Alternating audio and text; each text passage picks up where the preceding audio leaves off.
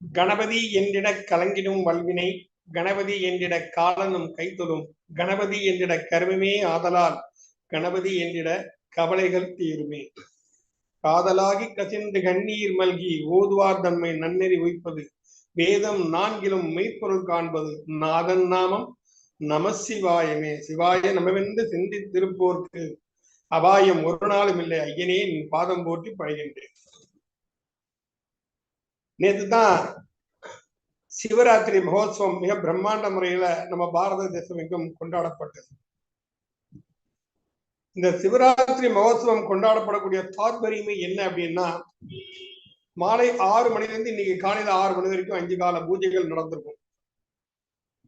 இந்த 5 கால பூஜைகளிலையும் யார் ஒருவர் கலந்து கொண்டு, அதாவது அபிஷேகத்தை எல்லாம் பார்க்கணும், அலங்காரத்தை பார்க்கணும், அலங்காரத்தை பார்த்துட்டு அடுத்த காலம் வரைக்கும் அந்த அலங்காரம் அப்படியே இருக்கும். தீபாவளி எல்லாம் பார்த்து சிவன் ஆலயத்துல ஒரு ஓரத்துல உட்கார்ந்துட்டு சிவ தீட்சை பெற்றவர்கள் நம சிவய அப்படின்னும், சிவ தீட்சை பெறாதவர்கள் ஓம் நம சிவாய என்றும் உச்சரித்துக் கொண்டே அந்த இரவு முழுவதையும் கழிக்க வேண்டும். அவ்வாறு கழித்து இன்று காலை வரை 5 கால பூஜைகளிலும் கலந்து கொண்டு பிறகு அம்பாலயம் தரிசனம் செய்துவிட்டு இன்னைக்கு பூராமே படுக்கையில படுக்கக்கூடாது. பகல்ல இரவு நேரத்தை படுத்துக்கலாம், தப்பு கிடையாது. படுக்கையில படுக்கக்கூடாது. இருந்துட்டு நாளைக்கு ஆண்கள் எல்லாம் அமாவாசை தர்ப்பணம் பித்திருக்காரியத்தை செய்பவர்களுக்கெல்லாம் கண்டிப்பாக இந்த கடந்த ஒரு வருடத்தில் செய்த தீவினைகள் தன்னை எரியாமல் செய்யறாங்க. இறைவன்கிட்ட நம்ம மறைக்கவும் முடியாது. ஆனா மறைக்க வேண்டாம். இந்த தவறு நான் செஞ்சுட்டே இருந்து என்னை காப்பாற்றுறவர்கள் இனிமேல் தவறு வராமல் நான் பார்த்துக் கொள்கிறேன்னு மண்டிட்டு பிரார்த்தனை பண்ணதுனால ஒன்றும் குறைஞ்ச போறதுல நமக்கு நல்லதுதான். இறைவனை வணங்குவதால் நமக்குத்தான் நல்லது. வணங்காவிட்டால் இறைவனுக்கு எந்த கெடுதலும் வந்துவிட போவது இல்லை. இப்ப இந்த பூமியில ஒருத்தர் பிறக்கிறான் அப்படின்னு சொன்னாலே அவன் என்ன செஞ்சுட்டு இருந்தானோ அந்த கடனை நிவர்த்தி பண்ணதுக்கு தான் இந்த பூமியில ஜனனம் எடுக்கிறான். இத நாம ஜாதக ரீதியா பார்க்கணும். 1, 5, 9 இது 3 வச்சு நம்ம சொல்லிடலாம். 1ங்கிறது நாம், 5ங்கிறது நமது பூர்வ புண்ணியம், 9 என்பது நமது பாக்கியம்.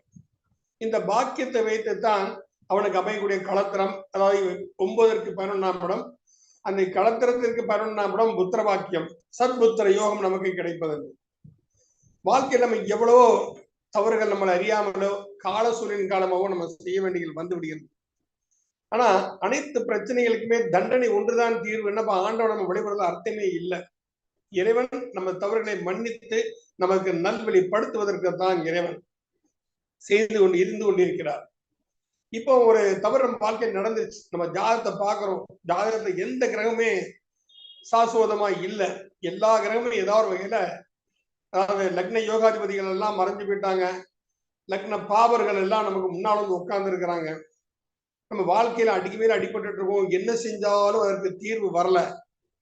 இப்படி சில ஜாதகங்கள் இருக்கத்தான் செய்யுது. அந்த மாதிரி சூழ்நிலையில மனமுருகி பிரார்த்தனை செய்து நமது முன்னோர்கள் வழிபாட்டை செய்து இறைவனை நாம் பிரார்த்தனை செய்தால் நமக்கு உதவுவதற்கு என்று ஏதாவது ஒரு வகையில் ஒரு நண்பர் இல்லை நம்ம குழந்தைகளுக்கே ஒரு பேரன் பேத்திகள் நமக்கு பிறக்கும்.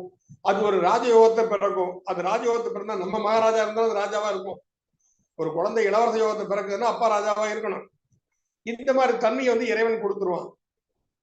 இப்போ 6ஆம் பாவத்திலிருந்து 12ஆம் பாவம் வரைக்குமே சுப கிரகங்கள் அதிகமா இருந்தா அவருடைய முதுமை இனிமையாக கழியும்.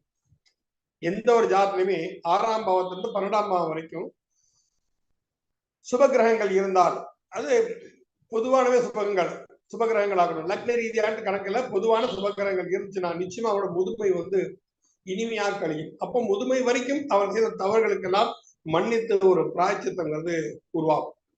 இப்போ பொதுவாக எல்லாருமே கேந்திரம், ஆபோக்லீபம், பணபுரம் அப்படிங்கிற ஒரு 3 தன்மைகள் எல்லாரும் சொல்லுவாங்க. நான் இதை என்ன சொல்லுவேன் அப்படின்னா, தாய் வழி கர்மா, தந்தை வழி கர்மா, சுய கர்மான்னு நான் எடுத்துட்டு போவேன். தாய் வழி கர்மானா 1, 4, 7, 10. தந்தை வழி கர்மா அப்படின்னு எடுத்துட்டா 9, 6, 3, 12. சுய கர்மான்னு எடுத்துக்கிட்டா 5, 2, 11, 8. ஸோ அந்த 12 ராசிகளுக்கும் ஒவ்வொரு ராசிக்கும் கர்ம வினையின் தாக்கத்தினால் தான் நடக்கிறது. இப்போ உன் குடும்பம் எந்த மாதிரி அமையணும்? அப்ப நீ போன ஜென்மத்துல உன் குடும்பத்தை நீ எப்படி நடத்திட்டு இருந்த, எப்படி வச்சுக்கிட்டு இருந்த? எந்த மாதிரி தன்மை நீ இயங்கிட்டு இருந்த, நீ நல்லா 4 பேருக்கு பரோபகார சிந்தனையோட அக்கம்பக்கத்தவங்களா நேசிச்சு கூட வழங்கியிருந்தா இந்த ஜென்ம குடும்பம் நல்லா இருக்கும். இல்ல அதுல ஏதாவது பிரச்சனைகள் பண்ணி வில்லங்கங்கள் பண்ணிட்டு இருந்தா இந்த ஜென்மத்தையும் அந்த மாதிரி வில்லங்கமா தான் நமக்கு குடும்பம் அமையும்.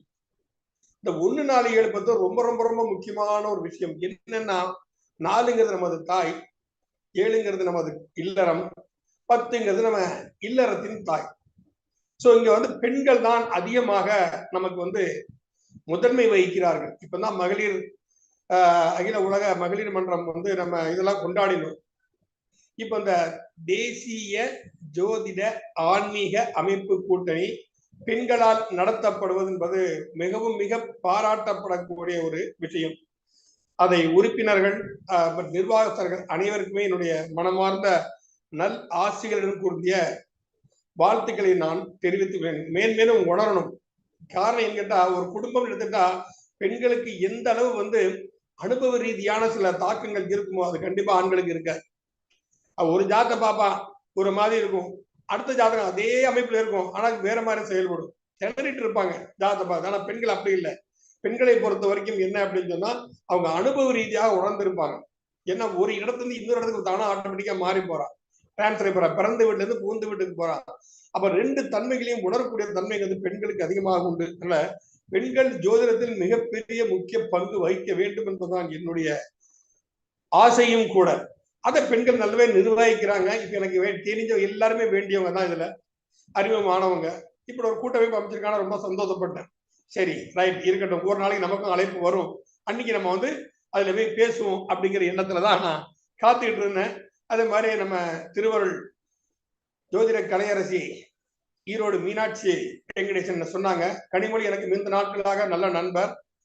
இவங்க 2 பேருமே பிரதானம் எனக்கு தெரிஞ்ச நட்பு வட்டாரங்கள்ல இந்த இந்த குடும்பத்தில் இருக்கிறவங்க. இப்போ வந்து என்ன அப்படின்னு சொன்னா 4ஆம் இடம் நமது தாய், 1ங்கிறது நாம். இப்போ ஒருத்தனுக்கு வந்து சரியான சிம்ம லக்னம் இந்த கும்ப லக்னம் இது 2 எடுத்துக்கிட்டீங்கன்னா 4ஆம் இடமே பாதகஸ்தானமா வரும். ஏன்னா ஸ்திர லக்னத்துக்கு 9ஆம் இடம் பாதகஸ்தானம். அப்ப 9ஆம் இடத்துக்கு கும்பத்துக்கு துலாம், சிம்மத்துக்கு மேஷம். இது 2க்கு அதிபதி துலாத்துக்கு அதிபதியும் ரிஷபத்துக்கு அதிபதியும் சுக்கிரன், மேஷத்துக்கு அதிபதியும் விருச்சிகத்துக்கு அதிபதியுமே செவ்வாய். அப்ப இது 2மே என்னது, தாய் மற்றும் தந்தை ஸ்தானம். சோ அவன் பிறக்கும் பொழுதே தாய் தந்தையர்களால் நீ பாதிக்கப்பட வேண்டும் என்ற நோக்கத்தில் தான். கண்டிப்பா அவங்க கிட்ட நீங்க பாருங்க, நீங்க அப்பா அம்மா எதை செஞ்சாலும் அவங்களுக்கு வந்து அது சரியா அமையாது அந்த ஜாதகர். நான் எங்கிட்ட வந்து ஜாதகங்கள் சில பேர் நான் சொல்லியிருக்கேன், அவங்க பையனுக்கு கல்யாணம் நடக்கணுமா, பொண்ணு கல்யாணம் நடக்குமா, நீங்க மேடையில உட்காரக்கூடாது. இந்த பொண்ணுக்கு சித்தப்பாவோ இல்ல தாய் மாமனோ யாரா மேடையில உட்காந்து கல்யாணத்தை பண்ணி சொல்லுங்க, நீங்க வெளியில உட்காந்து அச்சதை போட்டு ஆசீர்வாதம் மாத்திரம் பண்ணுங்கன்னு நிறைய பேர் சொல்லியிருக்கேன். வருத்தப்பட்டுக்கிட்டே செஞ்சு இருக்காங்க, நல்லாவும் இருக்கிறாங்க.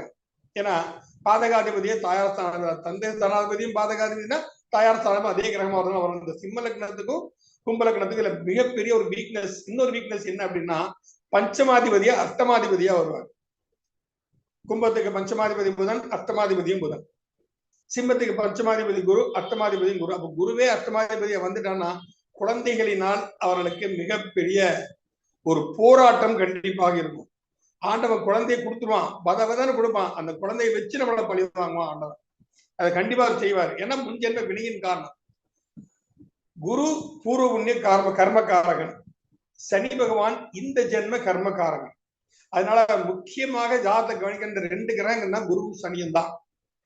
அப்போ ஒரு குரு வந்து ஒரு ஜாதகரை வந்து ஐயா போன ஜென்மத்தை என்னென்ன பண்ணிட்டு வந்திருக்காங்க டோட்டலா நான் ஒரு ஃபைல் பண்ணிட்டேன், அந்த ஃபைலை தூக்கி அப்படியே உனக்கு தர்றேன், இந்த ஜென்மத்தை நீ வழி நடத்து அப்படின்னு சொல்றதுக்கு சனிட்ட ஒப்படைச்சிருவாப்புல. அதனாலதான் சனியோட குருவோட நட்சத்திரம் புனர்பூசத்துக்கு அப்புறம் பூசம் வரும், விசாகத்துக்கு அப்புறம் அனுசம் வரும், பூரட்டாதிக்கு அப்புறம் உத்திரட்டாதி வரும். குரு சனிட்ட ஹேண்ட் ஓவர் பண்ணிடுறான். சனி பகவான் என்ன செய்யறாரு அப்படின்னு சொன்னா நிறைய சந்தர்ப்பம் கொடுக்கிறார். ஒரு டிகிரி ஒரு ராசியில நகர்றதுக்கு 1 மாசம் எடுத்துக்கிறார், ரொம்ப லேட். அவர் வந்து மந்தன் சொல்றோம், ஆனா உண்மையில அந்த மந்தத்தன்மைக்கு காரணம் என்னன்னா நமக்கு அவர் சந்தர்ப்பத்தை தெரிகிறார். திருந்து தெளிவாக இரு, தவறு செய்யாதே, இல்லை என்றால் நான் உனக்கு ஜென்மச்சனியாக, கண்டச்சனியாக, அஷ்டமத்த சனியாக, அர்த்தாத்தம சனியாக ஏழரை சனியாக பல வகையில உனக்கு நான் பனிஷ்மெண்ட் கொடுத்துருவேன், யாரும் என்கிட்ட உன்னை காப்பாற்ற முடியாது அப்படின்னு நீதி நிலையோடு அவர் நடந்துக்கிறதுனாலதான் அவருக்கு வந்து சனி ஈஸ்வரன்கிற பட்டம் கொடுக்கப்படும். கரெக்டா 7ஆம் இடத்தை உச்சமாறாரு, காலபுரத்துக்கு 7ஆம் இடத்தை தராசு கையில வச்சுட்டு இருப்பாரு. யாரா இருந்தாலும் சரி சனி பகவான் வந்து தப்பிக்கவே முடியாது.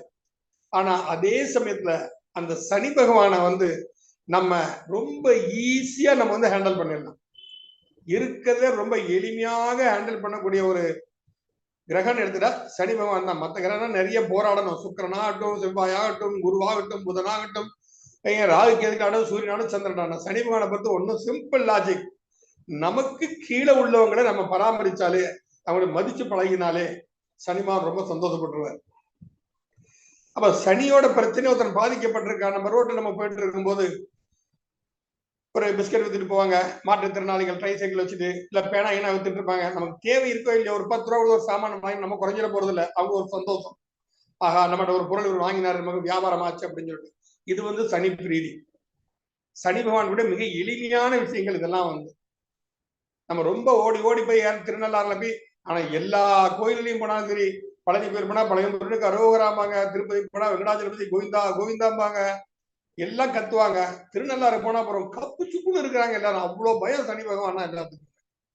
ஏன் பயம்? ஏன் தப்பு செய்யணும்? ஏன் பயப்படணும்? எனக்கு சனினா ரொம்ப பிரீதி. எனக்கு சனி பகவானை பார்த்து நான் பயப்படல, மதிக்கிறேன். அந்த தன்மையோட நடந்துக்கணும். அதனால அவரை வந்து நம்ம வந்து என்னைக்குமே பயப்பட வேண்டிய அவசியம் கிடையாது. தப்பு செய்யறது தானே பயப்படணும். நம்ம தப்பு செய்யறோம், பயப்படுறோம். அதனால சனி பகவானுடைய தன்மைன்னு எடுத்துக்கிட்டால ரொம்ப எளிமையான ஒரு தன்மை. சரி, இப்ப வந்து யாருக்காவது சகுனி கரணத்துல பிறந்திருக்காங்க வச்சுக்கோங்களேன். சகுனி கரணத்துல யாராவது பிறந்திருந்தாங்கன்னா கரெக்டா 3 to 4 திருநள்ளாறுல கோவில் வாசல்ல கிழக்க பார்த்து 2 கையை நல்லா விரிச்சுட்டு, ஏ பிரபஞ்ச சக்தி என்னுள் வா அப்படின்னு கூப்பிட்டா போறோம். அந்த சனிவானோட தாக்கம் அப்படியே வந்துடும். இந்த சகுனி கரணத்தினால் ஏற்படக்கூடிய பாதிப்பு எதுவுமே இருக்காது. பொதுவா சகுனி கரணத்துல ஒருத்தன் பிறந்திருக்கானா அவனோட ஜாதகத்தை நம்ம தொட்டாலும் நீ போற ஜாதகம் சரி வராது. இன்னும் ட்ரை பண்ணி பாருங்க. வந்தோடனே எடுத்தோன்னு அதனோட கரணத்தை பாருங்க. சகுனி கரணத்தை பிறந்திருக்கானா அவன் ஜாதகத்துக்கு ஓரம் கட்டி வச்சிருக்கா, அப்ப நாளைக்கு வந்து அனுப்பி விட்டுருக்கா, அன்னைக்குள்ள ஒரு பொழப்பு பூரம் போகும். கடைசி நேரத்தை நீங்க பாத்துக்கலாம். சனி பகவானை வந்து ரொம்ப ஈஸியா நம்ம வந்து ஹேண்டில் பண்ணிடலாம். ஒரு நல்லெண்ணெய் விளக்கு போட்டா போறோம், சனி பகவான் திருப்தி பட்டுருவார். ஏழைகளுக்கு தானம் பண்ணா சனி பகவான் திருப்தி படுவார். நம்ம வீட்டு பாத்ரூம் சாக்கடைகள் நம்ம கிளீன் பண்ணாலே சனி பகவானுக்கு அது பிரீதி தான் வந்து.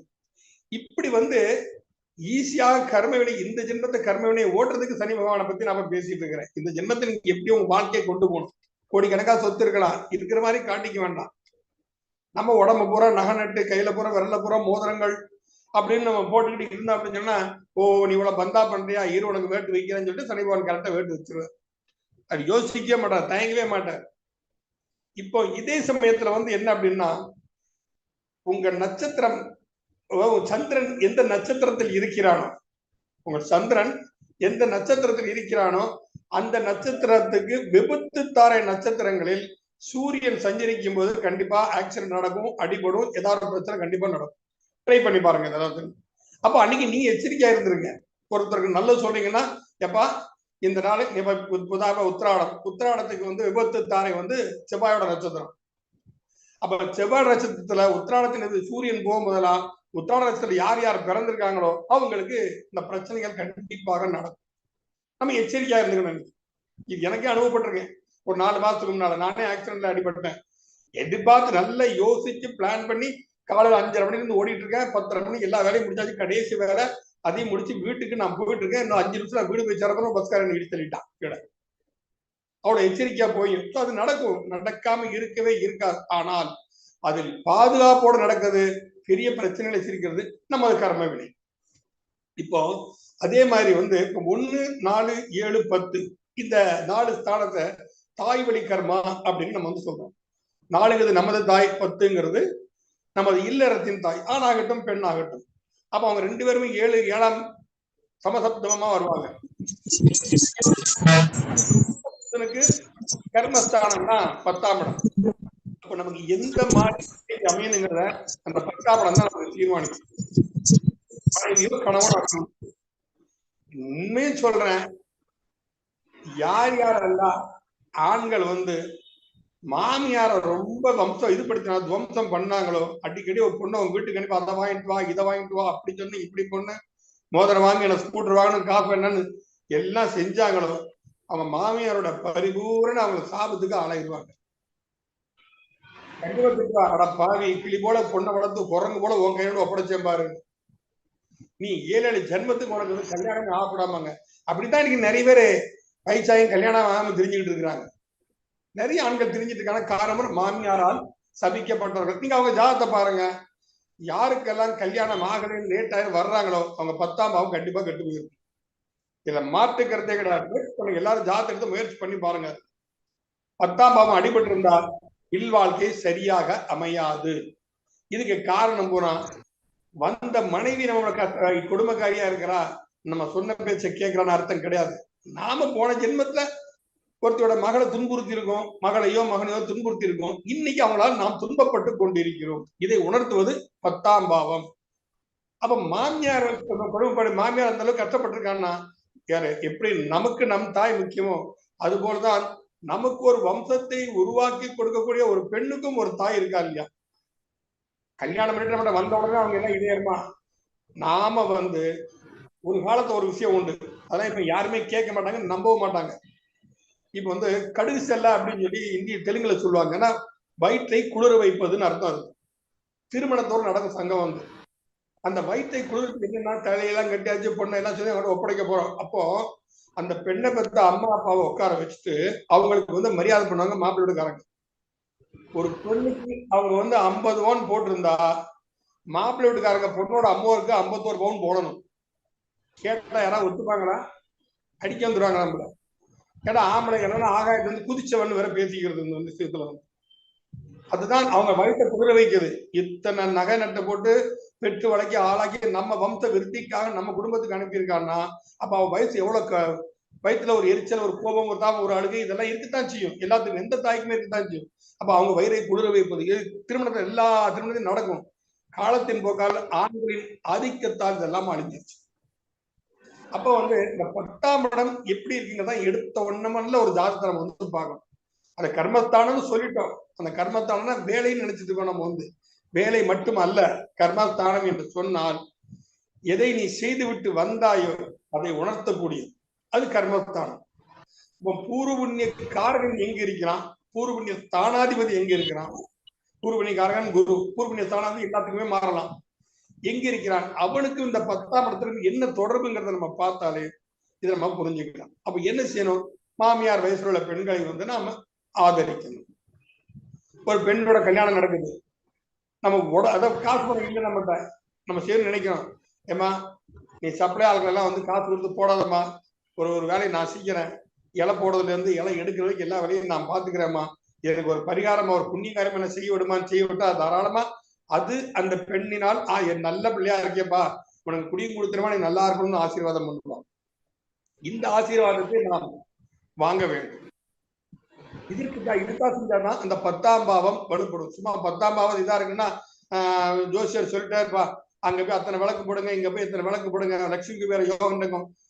தனம் வருவதற்கு உண்டான வழிகள். ஆனா அந்த ஜாதகர் இந்த ஜோதிடருக்கு பணம் காசு இல்லாம அவருக்கு கடன் வாங்கி திரிஞ்சிட்டு இருப்பாரு. ஆனா அவருக்கு விளக்கம் சொல்றாரு, தனம் அதிகமாக வருவதற்கு உண்டான சூட்சுமங்கள் அப்படின்னு சொல்லிட்டு ஜோதிடர் போயிட்டு இருக்காரு. சரி அதெல்லாம் வேண்டாம், நமக்கு யார் என்ன சொல்லிட்டு போகணும். இப்ப இந்த 10ஆம் பாவத்தை நாம் இந்த அளவுக்கு கொண்டு போகணும். அதே சமயத்துல 7ஆம் பாவத்துல நமது இல்லறம், நமது குடும்பத்தை வரநிலைப்படுத்த, நமது குடும்பத்தை முன்னேற்ற, நமது குடும்பத்தை வம்ச விருத்தியை உருவாக்கி கொடுப்பதற்கு நம்ம வீட்டுக்கு வந்தோம்னா அந்த பெண்களை வந்து கண்ணீர் விடும்படி நடந்து கொள்ளவே கூடாது. இது எல்லாரும் நல்லா கவனிக்க வேண்டிய விஷயம். அடுத்தது 7ஆம் பாவம் கெட்டு இருந்துச்சுன்னா இந்த மாதிரி தன்மைகள்லாம் கண்டிப்பா நடக்கும். அப்போ வந்து என்ன அப்படின்னா ஒண்ணும் இல்ல, நம்ம குடும்பத்துக்கு வந்துட்டா அவளை போட்டு நம்ம துன்புறுத்தணும், ஏன்னா அடிமையா நினைச்சுக்க வேண்டியது, இதெல்லாம் பழக்கப்பட்டு வச்சு எல்லாத்துக்கும் வேலைக்காரின்னு நினைக்கிறது, சம்பளம் இல்லா வேலைக்காரின்னு நினைச்சுக்க வேண்டியது. அந்த பெண் துன்பம் தாங்காமல் நமது குலதெய்வம் கோயிலுக்கு போய், நம்ம வீட்டுக்கு வந்திருக்கா, நம்ம குடும்பத்துக்கு வந்திருக்கிறா, நமது குலதெய்வம் கோயிலுக்கு போய், ஏய் இறைவா நீ இவனுக்கு குலவிளக்காக வச்சிருக்க இந்த ஆட்கள் எல்லாம் இவனோட வம்ச விருத்தி பண்ண உன்னுடைய குலம் தலைப்பதற்காக நான் இந்த வீட்டிற்கு வந்திருக்கிறேன், என்னை இப்படி கொடுமைப்படுத்துறாங்களே, நீ எல்லாம் ஒரு தெய்வமானு சொல்லி ஒரு டிராப் கண்ணீர் விட்டா போறோம், 7 ஜென்மத்தோட கல்யாணமே நடக்காது. அதுக்கப்புறம் ஆண்களுக்கு. இதெல்லாம் நம்ம வந்து பார்க்கிறோம். இந்த மாதிரி தாக்கங்கள் இருக்கிறவங்களுக்கு தான் கல்யாணங்களே சரியா நடக்காது. இப்படிப்பட்டவங்களுக்கு வந்து தாய் எப்படி இருப்பா நாமளே யோசிச்சுக்கலாம். நம்ம வந்து தாயாருன்னா ஓஹோன்னு சொல்றோம். நம்ம வந்து இப்ப சொன்ன சிம்ம லக்னத்துக்கு கும்ப லக்னத்துக்கு நான் சொன்னேன். இப்போ சிம்ம லக்னத்துக்கு 4ஆம் அதிபதி விருச்சிகம், 9ஆம் அதிபதி பாதகாதிபதி செவ்வாய், 4ஆம் அதிபதி செவ்வாய். இந்த செவ்வாய் 4ஆம் அதிபதி விருச்சிகத்துக்கு அதிபதியும் செவ்வாய் தான். அப்போ அந்த தாய் வந்து அந்த பையனுக்கு என்ன செஞ்சாலும் விபரீதமான முடிவு. இந்த இப்போ சமீபத்துல இப்போ 2 வருஷம் ஆச்சு, என் நிலக்கோட்டை பக்கத்துல கோடீஸ்வரர், பெரிய கோடீஸ்வரன் ஒரு பையன், அவன் வந்து என்னன்னா எனக்கு பல்சர் பைக் வேணும், இல்ல ராயல் என்ஃபீல்டு பைக் வேணும்னு பிடிவாதம் பிடிக்கிறான். நான் வாங்கி கொடுக்காதீங்கன்னு சொல்லிட்டே இருக்கேன். அப்படி கொடுக்காதான் தாய்மாமன் வச்சு வாங்கி கொடுங்க, நீங்க வாங்கி கொடுக்காதீங்க. ஏன் ஒத்த பையன் கோடிக்கணக்கான சொத்து இருக்கு அப்படின்னு பைக் வாங்கி அன்னைக்கு ஆக்சிடென்ட் ஆள் காலி பையன், 20 வயசு பையன். என்ன செய்ய முடியும்? நாம சொல்லத்தான் முடியும், அது நம்மளை உணர்த்தணும். இந்த மாதிரி விபத்துக்கு நடந்தா என்ன மாதிரி செய்வீங்கன்னு கேட்டேன்னா அவங்களுக்கு பயம் வரும். ஐயோ இந்த மாதிரி விபத்துன்னு சொல்லியிருக்காரு ஜோசியரு, அப்ப என்னமா பிரச்சனை மேலும் சொல்லிட்டு வீட்டுக்கு வந்து ஒவ்வொன்னு அழுதாங்க. என்ன செய்ய முடிஞ்சது, கதை முடிஞ்சு போச்சு. இது தாய் தந்தையர்கள் பண்ணக்கூடிய, குழந்தைகளுக்கு பண்ணக்கூடிய பாதகம். இது சிம்ம லக்னத்துக்கும் கும்ப லக்னத்துக்கும் புதுமையா பொருந்தும். இந்த 2 லக்னத்தையும் ரொம்ப ரொம்ப எச்சரிக்கையா நம்ம ஹேண்டில் பண்ணணும், சிம்ம லக்னத்தையும் கும்ப லக்னத்தையும். அப்ப இது தாய் வழியில், தந்தை வழியில் நடக்கக்கூடிய ஒரு தோஷங்கள். தந்தை ஸ்தானத்தில் பாப கிரகங்கள் இருந்தாலும், முதல்ல சூரியன் இருந்தா காரகோ பாவனாஸ்தி நம்ம வந்து சொல்லிட்டு போயிடுறோம். அதே சமயத்தில் ராகு இருந்தா பழிபாவத்திற்கு அஞ்சாதவனாக இருப்பான். பழிபாவத்துக்கு கிட்டத்தட்ட நீங்க அரசியல் பூசல் பாருங்க, அவனுக்கு ராகுவோட சம்பந்தம் 9ஆம் இடத்துல இருக்கும். கண்டிப்பா பழிபாவத்திற்கு அஞ்சாதவன், என்ன தப்பு செய்யறதுக்கும் பயப்பட மாட்டான். 9ஆம் இடத்துல ராகு இருந்தான்னா, 9ஆம் இடத்துல கேது இருந்தான்னா அவன் தந்தையை விட்டு பிரிஞ்சு இருக்கிறதா நல்லது. வீட்டுல இருந்தானா அப்பாவுக்கு ஏதாவது பிரச்சனை வந்துடும். அந்த திசா அந்தர்புத்தி காலங்கள்ல அந்த கண்டிப்பா வந்துடும். 2, 7, 11 இந்த 2, 7, 11 திசை புத்தி அந்தரம் நடக்கும் போதுதான் ஒருத்தருக்கு மரணம் கண்டிப்பா ஆகும். மரணம் கண்டிப்பா நடக்கும். 2, 7, 11 ரொம்ப முக்கியமான ஒரு இது. இதை ஒவ்வொரு இதுலயும் நம்ம வந்து கால்குலேஷன் பண்ணணும். அப்ப இப்படி நம்ம பார்க்கும்போது என்ன சொன்னா 1, 4, 7, 10 அப்படிங்கிறது தாய் வழி கர்மா. அப்ப பெண்களால் ஏற்படக்கூடிய சாபத்தினால் உண்டாகக்கூடிய ஒரு தோஷத்தை காட்டக்கூடிய ஒரு தன்மை. அப்ப பெண்களை மதிக்கணும், பெண்களுக்கு பரோபகாரத்தோட இருக்கணும். வயசான பெண்கள் நடக்க முடியாம வெயில் நடந்து போறாங்க, என்ன பாட்டி எங்க போற, உட்காருங்க வண்டியில உட்காருங்க, எங்க கூட இறங்கி இறக்கி விட்டாங்க வயல போற. இதெல்லாமே சனி பகவானுக்கு பிரீதி. சனி பகவானுக்கு ரொம்ப பெரிய பிரீதி வந்து. அப்ப ஆட்டோமேட்டிக்கா சனி ஏதோ வகையில உங்களுக்கு கொடுப்பான். சரிமா, இந்த ஜென்ம கர்ம காரணம் நம்ம திருப்தி படுத்தலை அப்படின்னா நமக்கு பூர்வ புண்ணியம் கண்டிப்பா வேலை செய்யாது. பூர்வ புண்ணியம் உணர்த்தும், குரு உணர்த்துவார். குரு பார்க்க கோடி நன்மைங்கிறாங்க. என் குரு பார்த்த எல்லாருக்கும் கோடி நன்மையா? நிறைய ஜாதகம் நான் பார்த்தாச்சு. எனக்கு தெரிஞ்ச ஒரு ஜாதகம் 5ஆம் இடத்துல குரு உட்கார்ந்துக்கிட்டு 5ஆம் பார்வையா ராசியை பாக்குறான், 7ஆம் பார்வையா லக்னாதிபதியை பாக்குறான், 9ஆம் பார்வையா லக்னத்தை பாக்குறான். 40 நிமிஷம் கல்யாணமே ஆச்சு. குரு பார்த்தா எல்லாம் நடந்துடும் சொல்ல முடியாது. பூர்வீக தோஷங்கள் என்ன அப்படிங்கறத நம்ம உணர்த்தக்கூடிய கிரகம்னு எடுத்துக்கிட்டா குரு. அப்ப 5ஆம் இடத்துல குரு உட்கார்ந்து இருக்கான் அப்படின்னா அவன் என்னென்ன தன்மையோடு இருக்கிறான், எந்த நட்சத்திர சாரத்தில் இருக்கிறான், அந்த நட்சத்திர நாதன் எங்கு இருக்கிறான், அதை நம்ம வந்து பார்க்கணும். இது கனெக்டிவிட்டி 5க்கும் 2க்கும் கனெக்டிவிட்டி ஆகும். 5க்கு 2 கனெக்ட் ஆகும், இல்லைன்னா 11க்கு 8 கனெக்ட் ஆகும், இல்லைன்னா 5க்கும் 8க்கும் கனெக்டிவிட்டி ஆகும். இந்த விஷயங்கள் வந்து அப்ப இது தாய் வழி கர்மா அப்படின்றதுல தாய் என்னைக்குமே வந்து இப்ப மகளிர் தினம் தான் கொண்டாடிட்டு போனா ஒரு 4 மகளிர் மன்றம், மகளிர் தினங்கள்லாம் நம்ம கொண்டாடினது உண்மையிலேயே போற்றப்பட வேண்டிய ஒரு தன்மை பெண்களுக்கு உண்டு.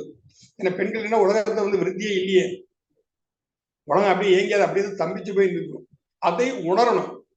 அதை உணரக்கூடிய தன்மைனா பெண்களுக்கு உண்டு. அப்ப இந்த தாய் வழி கர்மான்னு எடுத்துக்கிட்டீங்கன்னா 1, 4, 7, 10 இந்த 4 இடங்கள்ல எந்த மாதிரி கிரகங்கள் உட்கார்ந்து இருக்கு. லக்னம், லக்னத்தை வந்து லக்ன யோகாதிபதி யார் இருக்காங்களா, லக்ன யோகாதிபதி யாராவது பார்க்கிறாங்களா, அட்லீஸ்ட் லக்னாதிபதி 3, 6ங்கிறது உபஜயஸ்தானம். 3, 6, 10, 11 உபஜயஸ்தானம் சொல்றோம். நம்ம குறைஞ்சது 3, 6லயாவது இருக்கணும்.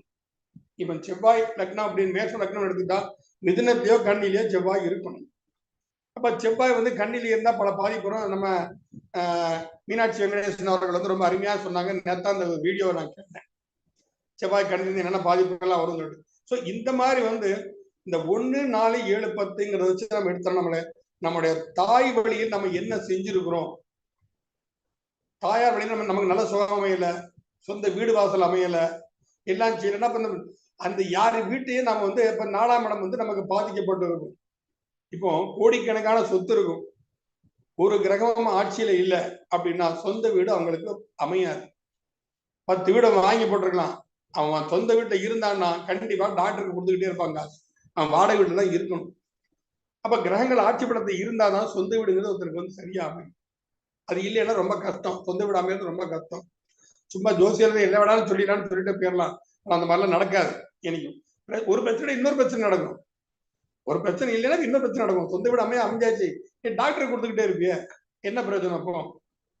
அப்ப அந்த 1, 4, 7, 10 தாய் வழி கர்மாங்கிற சப்ஜெக்ட் எடுத்துட்டு முதல்ல நம்ம அதை பார்க்கணும்.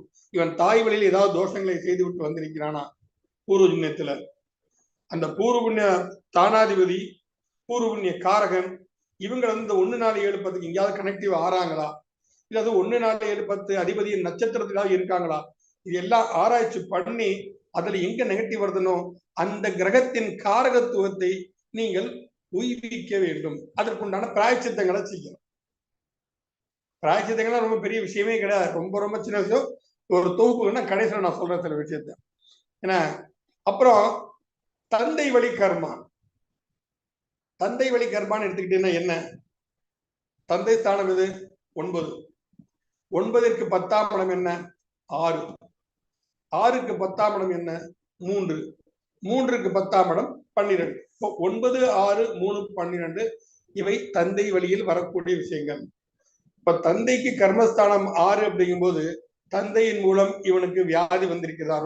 சத்துருஸ்தானம் தானே 6. இவனுக்கு பரம்பரை வியாதியா, இல்லைன்னா அப்பா கடன் வச்சுட்டு போயிருக்காரா, இல்ல அப்பா ஏதாவது எதிரிகளை சம்பாதிச்சு வச்சுட்டு போயிருக்காரா, இதை பூரா நிலைநாட்டுவது 9ஆம் இடம் தான். இப்ப பாக்கியம் ஒருவனுக்கு நன்றாக இருந்தால் பாக்கியத்தின் லாபமாக நல்ல களத்திரம் அமையும். நல்ல களத்திரம் அமைந்தால் அந்த களத்திரத்தின் லாபமாக 5ஆம் இடம் சொல்லி நல்ல புத்திரன் அமையும். இது நீங்க பார்க்கலாம். 9க்கு 11 7, 7க்கு 11 5. இப்ப தந்தை வழி கர்மான்னு எடுத்துக்கிட்டீங்கன்னா நான் இப்ப ஆரம்பத்தையும் சொல்லியிருக்கேன், 9ஆம் இடத்தை எந்த ஒரு பாப கிரகங்களும் இருக்கக்கூடாது. ஏன்னா அது பாக்கியஸ்தானம், பாக்கியம் கெடக்கூடாது. அப்படி பாக்கியம் கெட்டுச்சுன்னா என்ன செய்ய முடியும்? இந்த வாழ்க்கை உங்களுக்கு நரகமாகத்தான் அமையும். அப்படி ஒருவேளை நரகமாக அமைந்து உண்மையை உணர்ந்து ஒரு நல்ல ஜோசிட்ட போயிட்டு ஒரு நல்ல வழியை காட்டுறாரு, அதன் மூலம் உங்க மனசு தெளிவடைஞ்சு இனிமேல் நம்ம இந்த தவறு செய்யக்கூடாதுன்னு பிராயச்சித்தம் பண்ணி சிவன் கோயில போய் மண்டிடுறீங்க, ஒரு வருஷம் பூரா உள்ள பிரதோஷத்தை நீங்க வழிபாடு பண்றீங்க அப்படின்னா உங்களுக்கு உதவி செய்வதற்கு ஒருத்தர் சிவன் அனுப்பி வச்சிருவான். இதை செய்யறது பூரா நந்தி. இந்த நந்தியின் மூலம் ஒருவர் நமக்கு கிடைப்பான். தான் நந்தி பிரதோஷத்தை நம்ம நந்தி வழிபாடு பண்ணது காரணம். நந்தீஸ்வருக்கு எந்த சிவன் கோயில் படம் சிவன் டேரக்டா பிரார்த்தனை பண்ணாதீங்க, ஒன்னும் செய்ய மாட்டாரு. அவர் சுடலையாண்டி ஜம்முன்னு உட்கார்ந்து இருக்கிறார், இடுப்புல துணி கூட ஒழுங்கா இருக்காது. நந்தியோட காதல சொன்னா அது அவருக்கு சொல்லும். நந்தியின் மூலம்தான் சிவன் ஒரு விஷயத்தை ஏற்றுக்கொள்வான். இது சிவபுராணத்துல இருக்கு. அப்ப நந்தி தான் நமக்கு எல்லாமே செஞ்சுதான் பிரதோஷ வழிபாடுல நம்ம ரொம்ப டீப்பா பண்ண ஆரம்பிச்சிட்டோம் எல்லாரும். அப்போ 9ஆம் இடத்தில் ஒரு பாப கிரகம் இருந்தால் அவன் பாக்கியம் சரியான வழியில் செல்லவில்லை. அப்ப அந்த பாக்கியத்தின் மூலம் இப்போ 9ஆம் இடத்துல மாந்தி இருக்குன்னு வச்சுக்கீங்களேன், நீங்க கண்டிப்பாக குலதெய்வ சம்பந்தப்பட்ட விஷயத்திலயோ இல்ல அவன் குடும்பத்தை பூர்வீகத்தை யாரையோ தெரியும் கண்டிப்பாக ஒரு நெகட்டிவ் டெத் நடந்துருக்கும். கொலை செய்யலாம், விஷத்தை கொடுத்து கொள்ளலாம், தண்ணீர்ல தள்ளி விட்டு கொள்ளலாம். இதெல்லாம் இந்த திரராசி நம்ம மன்னிக்கிறோம். இது நம்ம என்ன நெருப்பு, நிலம், காற்று, நீர் அப்படி சொன்ன மாந்தி எந்த தன்மையில இருக்கோ அது சம்பந்தப்பட்ட பிரச்சனை கண்டிப்பா கொடுக்கும். நெருப்புனா அக்னிலால சாகிறது, நிலம்னா இடிவாட சிக்கி சாகிறது, காற்றுனா மூச்சு திணறல் ஏற்பட்டு சாகிறது. நம்ம நீர் ராசியில் இருந்தா அப்படின்னு சொன்னா தண்ணியில கண்டங்கிறாங்க இல்லையா, அந்த மாதிரி செஞ்சாது. இதெல்லாம் மாந்தி இருக்கக்கூடிய ஒரு தன்மை. இப்போ 9ல பாவக்கிரகம் இருக்கக்கூடாது, ஆனா மாந்தி கண்டிப்பா இருக்கக்கூடாது. லக்னத்திலேயோ 5லயோ 9லயோ மாந்தி இருந்துச்சுன்னா அவங்க குடும்பத்தில் பூர்வீகத்தில் துர்மரணம் கண்டிப்பாக நடந்திருக்கும். அந்த துர்மரணத்தினால் அவர்களின் சாபத்தினால் உள்ள பிரேத தோஷம் இவர்களை தொற்றிக்கொண்டு இவருடைய வாழ்க்கையில முன்னேறவே விட என்ன வேணா முயற்சி பண்ணி பாருங்க, நடக்காது. இப்ப வந்து நமக்கு இதுல நம்ம பேர் மாட்டேங்குது பெர்த் யோகி நம்ம சொல்றோம்.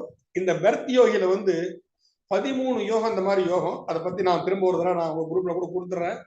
அந்த 13 ஞாம யோகத்துல ஒருத்தர் பிறந்து அவருடைய லக்ன புள்ளி 3வது திரைகாணத்தில், அதாவது 20-30 டிகிரிக்குள்ள விழுந்துருச்சுன்னா நீங்க என்ன பரிகாரம் சொன்னாலும் அந்த பரிகாரம் அவங்களுக்கு பழிக்கவே பழிக்காது. என்ன வேணா நீங்க பரிகாரம் சொல்லலாம், தங்கமா தள்ளி கொட்டலாம், வைரமா அள்ளி கொட்டலாம், லட்சக்கணக்கான மாதிரி அன்னதானம் பண்ணலாம். should be punished. நீ தண்டிக்கப்பட வேண்டியவன். அதை தீர்மானிச்சுதான் இறைவன் உன்னை இந்த பூமிக்கு அனுப்பியிருக்கான். அப்போ அந்த 13 பெர்த் நாம யோகத்துல வந்து ஒருத்தர் பிறந்து அவனோட லக்ன புள்ளி வந்து 20 to 30 டிகிரிக்குள்ள இருந்துச்சு அப்படின்னு சொன்னால் நிச்சயமாக அவங்களுக்கு பரிகாரம் சொல்லி பேரை கெடுத்துக்காது. அதுக்கு மேல என்னதான் செய்யணும்னா நீ 108 பிரதோஷ வழிபாடு பண்ணுப்பான்னு சொல்லி அனுப்பி விட்டுருக்கு. சிவன் பார்த்துப்பான். சிவனால் எல்லாத்தையும் தீர்க்க முடியும். ஏன்னா ஆதி குருங்கிறது யாரு? சிவன் தான். இறைவனாலும் நடத்தப்பட முடியாத, தீர்க்கப்பட முடியாத பிரச்சனைகளை தீர்ப்பவன் ஒரு குரு. அதுதான் காலபுருஷன் 9ஆம் இடம் குருவோட வீடா இருக்கு. அந்த குருவால் எதையுமே சாதிக்க முடியும். இப்ப இந்த 9ஆம் இடத்துல வந்து நம்ம மாந்தி இருக்கு அப்படின்னு சொன்னா, நான் சொல்லிட்டேன் ஏற்கனவே, ராகு இருக்குன்னு சொன்னாலும் சரி, கண்டிப்பாக வந்து அவங்க குடும்பத்துல வந்து நிச்சயமாக அடுத்தவங்க சொத்தை அடிச்சு பிடிங்கிருப்பாங்க பூர்வீகத்தை. அப்ப 9ஆம் இடம், 9ற்கு 9ஆம் இடம், அதற்கு 9ஆம் இடம், இந்த 3 தலைமுறை நம்ம வந்து பார்த்தாங்க. இது 1, 5, 9க்குள்ள வந்துடும், கண்டினியூட் ஆயிரும். இப்ப இங்க வந்து நமக்கு என்னன்னா 9ற்கு நேர 7ஆம் இடம் வந்து என்ன? முயற்சி ஸ்தானம். 9ல பாபகிரகம் இருந்தா அது 7ஆம் இடத்தை கரெக்டா பார்க்கணும். 3ஆம் இடத்தை, அதாவது 6க்கு 10ஆம் இடம், 6ஆம் இடத்திற்கு கர்மஸ்தானம், அது 10ஆம் இடம், 3ஆம் இடம். அப்போ 3ஆம் இடம் என்ன? எல்லாருக்கும் தெரிஞ்ச விஷயம் தான். தைரியம், முயற்சி, வெற்றி. பயத்துக்கு அதுதான் காரணம். தைரியத்துக்கு மாத்திரமல்ல, பயத்துக்கு அதுதான் காரணம். வீரியக்காரர்கள் ராகு அங்க உட்கார்ந்துருந்தாலும் அங்க பார்த்திருந்தாலோ அடாபடித்தனமா வேலை செய்வாப்ல, ஆனா எதுவும் நடக்க. இது பூரா கண்டிப்பாக வந்து அடிபடும். அப்ப இதன் மூலமாக அந்த 3க்கு 10ஆம் இடம் எடுத்துக்கிட்டீங்கன்னா என்ன? 12. 12 என்ன? மோட்சம், அயன சயன சுகம். இது நம்ம பொதுவாக சொல்றோம். மோட்சம் எடுத்தா 2 வகை இருக்கு. ஒண்ணு சாகிறது, இன்னொன்னு என்ன அப்படின்னு சொல்லிட்டு துன்பத்திலிருந்து மோட்சம், கடனிலிருந்து மோட்சம், நோயிலிருந்து மோட்சம். இப்படி பல கஷ்டங்கள்ல இருந்து மோட்சம் கிடைக்கலாம் நமக்கு. அந்த தன்மையை ஆண்டவன் கொடுப்பான். எப்ப கொடுப்பான்?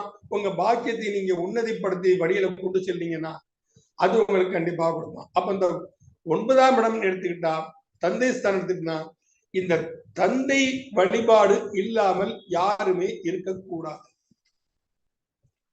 ஏன்னா இந்த ஊழி காலத்துல எல்லா உயிரினங்களும் நிற்கும். இறைவன் கேட்பாங்க, நான் யாரும் தெரியுமா?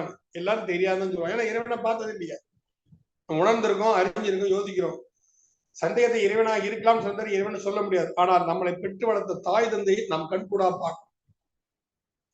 அப்ப நமது முழு முதற் தெய்வம், முழு முதற் குரு எடுத்துட்டா நம்ம தாய் தந்தைகள் தான். அப்ப தாய் தந்தைகளை யார் ஒருவர் வணங்கி பிரார்த்தனை செய்கிறார்களோ, அவர்களுக்கு சேவைகள் செய்கிறார்களோ, அவர்களை தேடி இறைவன் வருவான். நாளைக்கு அமாவாசை. இந்த அமாவாசை நாளைக்கு சில பேர் மீட்டிங் போடுறாங்க. அது எனக்கு கொஞ்சம் மன வருத்தம் உண்டு. ஏன்னா எத்தனை பேர் பித்திருக்காரை செய்யறவங்க கூட விட்டுட்டு அந்த மீட்டிங் தான் போயிட்டு இருக்கிறாங்க. அந்த பித்திரு தினங்களை உணராமல் நிறைய பேர் வந்து தப்பு பண்ணிட்டு இருக்கிறாங்க. மிகவும் மகத்துவம் மிக்கது பித்திருக்கள் தினம். பித்திருக்கள் எல்லாம் இந்த பூமிக்கு வந்து நமக்காக தர்ப்பணம் பண்றாங்களா, நம்ம உத்தாரர்கள் என்ன செய்யறாங்க, அதெல்லாம் பார்ப்பாங்க. அப்படி நடக்கலைன்னா உன்னை போய் பெத்தேன் பாரு அப்படின்னு சொல்லி திட்டிட்டு போயிடுவாங்க. அதனுடைய தாக்கம் கண்டிப்பா நமக்கு நடக்கும். பெற்றோர்களுக்கு கோபப்படவும் சாபப்படவும் மாத்திரம்தான் தெரியும். அதுல இருந்து காப்பாற்றணும்னா அதுக்கு ஆண்டவன் வரணும் நம்ம. அப்ப வந்து இந்த சிவராத்திரி இன்னைக்கு, நாளைக்கு வந்து நம்ம முன்னோர்கள் தினம். இந்த முன்னோர்கள் தினம்ங்கிறது மொத்தத்துல வந்து 96 வகையான தர்ப்பணங்கள் இருக்கு. இந்த 96 வகையான தர்ப்பணங்களை ஒரு வருஷத்துல யார் ஒருவர் செய்யறாங்களோ, அதாவது ஒரு தர்ப்பணம் ஒரு திதின்னு எடுத்துக்கிட்டா கிட்டத்தட்ட வந்து ஒரு 500 ரூபாய் செலவு வச்சுக்கணும் தர்ப்பணத்துக்கு. 96 தர்ப்பணத்துக்கு என்ன அதிகபட்சமா 45,000 to 50,000 ரூபாய் வரும். இதை ஒரு வருஷம் ஒரு தடவை செஞ்சுட்டான்னா அவர் தந்தை எப்பேற்பட்ட கொடூரமான இருந்தாலும் அவருக்கு ஆண்டவன் முக்தியை கொடுத்துருவான். அதே மாதிரி காசி, கயா, ஸ்ரீரங்க, ராமேஸ்வர, தாமிரபரணி பிரதேச, சிந்து நதி தீர, இமாச்சல பிரதேச, இந்த 7 இடம், இந்த ஒட்டுமொத்த பூமியிலே இந்த 7 இடத்துலையும் ஒவ்வொரு தடவை நம்ம முன்னோர்களுக்காக நம்ம சிரார்த்தங்கள் செஞ்சாலும் சரி, அவர் கொடூர பாதகனாக இருந்தாலும் அவருக்கு நற்கதி உண்டு. இது நமக்கு என்ன பெரிய விசேஷம் எடுத்துக்கிட்டா, தாமிரபரணி பிரதேசம், ஸ்ரீரங்கம், ராமேஸ்வரம், இது 3 நம்ம தமிழ்நாட்டிலேயே இருக்கு. நம்ம எவ்வளவு கொடுத்து வச்சுருந்தா இருக்கணும். நம்ம இந்த இடத்துல போய் நம்ம பித்திருக்கள் காரியங்களை நாம் செய்யணும். இது பரிகாரத்திற்கு என்று உருவாக்கப்பட்ட ஸ்தலங்கள். அப்போ புண்ணிய ஸ்தலம்ங்கிறது வேற, பரிகார ஸ்தலம்ங்கிறது வேற. புண்ணிய ஸ்தலத்தை போய் நீங்க கும்பிட்டீங்க, சாமி கும்பிட்டீங்க வச்சீங்கன்னா அதோட புண்ணியம் கிடைச்சிக்கிட்டே இருக்கும். செஞ்ச பாவங்கள் தீரணுமே. பாவங்களை தீர்க்காமல் செய்யப்பட புண்ணியத்திற்கு அதிக மகத்துவம் இல்லை. நாம என்ன பட்டிட்டு வந்திருக்கோமோ கடன், அந்த கட்ட கடனை தீர்த்தாதான் புதுசா நமக்கு கடன் வராம இந்த புண்ணியங்கள் நம்மளே காப்பாற்றும். அப்போ இந்த புண்ணிய காரியங்கள் சேருவதற்கு மிகவும் மகத்துவம். அதாவது சொல்லுவாங்க என்னன்னா, எவ்வளவோ விஷயங்கள் இருக்கு, நம்மளோட புண்ணியங்களை பூரா அது காப்பாற்றும். ஆனால் செய்த பாவத்தை தீர்க்கக்கூடிய ஒரே ஒரு விஷயம் காயத்ரி மந்திரம். ஓம் பூர்புவஸ்வக தத்ச பிதுர்வரேண்யம் பர்கோ தேவஸ்ய தீமகி தியோ யோன பிரச்சோதயாத். இது வேதமாதா காயத்ரி மந்திரம். இந்த காயத்ரி மந்திரத்தை எவன் ஒருவன் தினமும் உச்சரிக்கிறானோ இவர்களை பாவம் சீக்கிரம் நெருங்க நல்வழிப்படுத்தும். இந்த காயத்ரி மந்திரம் நிச்சயமா அவரை நல்வழிப்படுத்தும். அப்போ புண்ணியங்கள் ஒரு பக்கம், செய்த பாவங்களை தீர்ப்பது ஒரு பக்கம். நீங்களே முடிவு பண்ணிக்க எது பெஸ்ட் அப்படின்னு சொல்லிட்டு. நம்ம நிறைய 1000 பண்ணிருக்கலாம். நம்ம போன ஜென்மத்தை என்ன பண்ண நமக்கு என்ன தெரியும்? ஏதோ ஒரு ஜாதகத்தை வச்சு ஒரு ஜோசியர் சொல்றாரு, நம்ம உணர்ந்துட்டு இருக்கோம். நம்மள அதை கொஞ்சம் ஓரளவு அனலைஸ் பண்ணி இன்னொருத்தவங்க நம்ம சொல்லிட்டு இருக்கோம். இப்போ பூர்வ புண்ணியம் எப்படி இருக்கீங்கிறத வச்சு நம்ம சொல்லிட்டு இருக்கிறோம். என்ன நடந்திருக்க சந்தர்ப்பங்கள் இருக்கு. மாந்தி எந்த நட்சத்திர சாரத்தில் இருக்கிறதோ அந்த நட்சத்திராதிபதியின் காரகத்துவம் வாஷ் அவுட், டோட்டல் அவுட். புதன்ல இருந்தா தாய்மாமன் கேசு, தாய்மாமன் உதவவே மாட்டான், ஒன்னும் ஆகா, தாய்மாமன் பிரச்சனை நடக்காது. சூரியனோட சேர்ந்து சூரிய நட்சத்திரம் இருந்தானா அப்பா மூலம் பிரச்சனை, சந்திரன் சேர்ந்தா தாய் மூலம் பிரச்சனை. எல்லாம் உங்களுக்கு தெரிஞ்ச விஷயம் தான். 9 கிரகங்களுக்கு காரகத்துவம் அத்தனை காரகத்திலும் போயிடும். அதே மாதிரி என்ன கிரகத்தோட சேர்ந்து இருக்கிறது அதையும் நம்ம பார்க்கணும். இது கேந்திர திரிகோணங்கள்ல, மாந்திக்கு கேந்திர திரிகோணங்கள்ல என்னென்ன கிரகங்கள் இருக்குன்னு பார்க்கணும். இதுல இன்னொரு விஷயம் என்னன்னா, ஒரு ஜாதகம் சரியா இல்லையா பாக்குறதுக்கு மாந்தி ரொம்ப அதிகமான முக்கியத்துவம் வைக்கிறார். மாந்தி இருக்கும் ராசியாதிபதிக்கு கேந்திர திரிகோணத்தில் லக்னம் இருந்தால் அந்த ஜாதகம் கரெக்ட். நல்லா நோட் பண்ணிக்கோங்க விஷயத்த. மாந்தி இருக்கும் ராசியாதிபதிக்கு கேந்திர திரிகோணங்களில் லக்ன புள்ளி விழுந்தால் அந்த ஜாதகம் லக்னம் கணிக்கப்பட்டதுன்னு அர்த்தம். அப்ப இதுக்கு மாந்தியை கணிக்கிறதுக்கு எல்லாத்தையும் நல்லா தெரிஞ்சிருக்கணும். பகல்ல ஒரு மாதிரி, இரவு ஒரு மாதிரி, ஒவ்வொரு நாளும் ஒவ்வொரு மாதிரியும் இந்த மாந்தி உதயமாகுது. அது நம்ம இப்ப நம்ம தமிழ்நாட்டுக்காரங்க மாந்திக்கு சம்பந்தம் இல்லை, அங்க கேரளாக்காரன் தான் மாந்தி சுத்த பைத்தியக்காரத்தமான ஸ்டேட்மெண்ட். இந்திரஜித் பிறகு அந்த கதையெல்லாம் உங்களுக்கு தெரிஞ்சிருக்கும். அதை இப்ப டைம் பாஸ் பண்ண வேண்டாம். நம்ம உன்னை உருவாக்கி 9 கிரகங்களும் செயல்படாமல் இருந்தபோது செயல்பட்ட ஒரே ஒரு இது மாந்தி தான். 9 கிரகங்களையும் அடைச்சு வச்சுட்டான். மாந்தி தான் சுதந்திரமா செயல்பட்டது. அப்ப அந்த மாந்தியின் தன்மையை வைத்து நம்ம பல விஷயங்களை சொல்லி எடுத்தோம்னா ஜாதகத்தை பாக்குறோம். சுக்கரனோட மாந்தி சம்பந்தப்பட்டிருக்கான், கண்டிப்பா அவங்க குடும்பத்தை சுமங்கலியா ஒரு பெண் இறந்திருக்கணும், கண்டிப்பா இறந்திருக்கணும். ராகுவோட சம்பந்தப்பட்டிருக்கான், விஷம் சம்பந்தப்பட்ட, கேதுவோட சம்பந்தப்பட்ட தூக்கு மாட்டி கண்டிப்பா ஒருத்தர் இறந்திருக்கணும். இது இதுவரைக்கும் தப்பினது இல்லை. நாம் பார்த்த ஆயிரக்கணக்கான ஜாதகங்களை இதுவரைக்கும் நான் தப்பினது இல்லை. நான் பார்த்துட்டு தான் இருக்கிறேன். ஒத்துக்கிறாங்க. சில பேர் மறைக்கலாம், அவன் மறைச்சாத்து நம்ம கவலைப்பட வேண்டாம், அது அவன் தலையெடுத்து. அப்போ இங்க 9ஆம் இடத்துலயோ 6ஆம் இடத்துலயோ 3ஆம் இடத்துலயோ 12ஆம் இடத்துலயோ மாந்தி அமர்ந்துச்சுன்னா அது ரொம்ப மோசமான நிலைமையில் அது பாதிக்கப்படும். இது பூராமே தந்தை வழி கர்மம். தந்தைக்கு 10ஆம் இடம், அதற்கு 10ஆம் இடம், அதற்கு 10ஆம் இடம், 9, 6, 3, 12. இந்த விஷயங்கள் எல்லாம் நம்ம கண்கூட பார்த்தோம்னா தந்தை வழி கர்மா என்ன அப்படிங்கிறது நமக்கு நல்ல கிளீனா தெரிஞ்சிடும். அப்போ எந்த கிரகமாகட்டும், அந்த எந்த கிரகத்தோடைய மாந்தி சம்பந்தப்பட்ட அந்த கிரகத்தால பாதிப்பு. குருவோட மாந்தி சம்பந்தப்பட்டா குழந்தைகளால் நமக்கு பிரச்சனை இல்லை, குழந்தைகளால் நமக்கு பிரயோஜனமே இருக்காது. பேருக்கு இருப்பான் புத்திரன்னு இருக்காது. அப்போ நம்ம இந்த பித்திருக்கர்மா, பித்திருக்கள் தோஷம், இதை நம்ம எடுத்துக்கிட்டு நம்ம கிளீனா போனோம்னாலே நமக்கு நிச்சயமாக நம்ம ஜோதிடத்தை நம்ம ஜெயிக்கலாம். அட்வைஸ்மெண்ட் கொடுக்க வேண்டாம். நீங்க ஒரு தெய்வத்தை வழிபாடு பண்ணுங்க, ஏதாவது ஒரு தெய்வத்தை மனசார பிரார்த்தனை பண்ணுங்க. அது கூட நான் சொல்லியிருக்கேன் ஏற்கனவே, பழைய சமூகத்தில் சொல்லியிருக்கேன். எந்த ராசியில் உங்கள் ஜாதகத்தில் குரு பகவான் இருக்கிறாரோ அந்த ராசிக்கு 11வது ராசியில் வரக்கூடிய மத்தியில உள்ள நட்சத்திரம், அந்த நட்சத்திரத்தின் அதிபதிக்கு உண்டான தேவதை எடுத்து நீங்க உபாசனை பண்ணுங்க, ஜோதிடத்தை ஜெயிச்சிடலாம். நீங்க இப்ப உதாரணமா சிம்மத்துல குரு இருக்கானா, 11ஆம் இடம் மிதுனம். மிதுனத்துல 3 நட்சத்திரம் என்னெல்லாம் வருது? மிருகசீரிடம், திருவாதிரை, புனர்பூசம். அப்ப மத்தியில வர முழு நட்சத்திரம் என்ன? திருவாதிரை.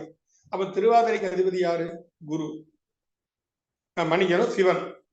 அந்த சிவனை வழிபாடு பண்ணி எனக்கு இருக்கு. நான் என்னோட அனுபவத்தெல்லாம் சொல்றேன்.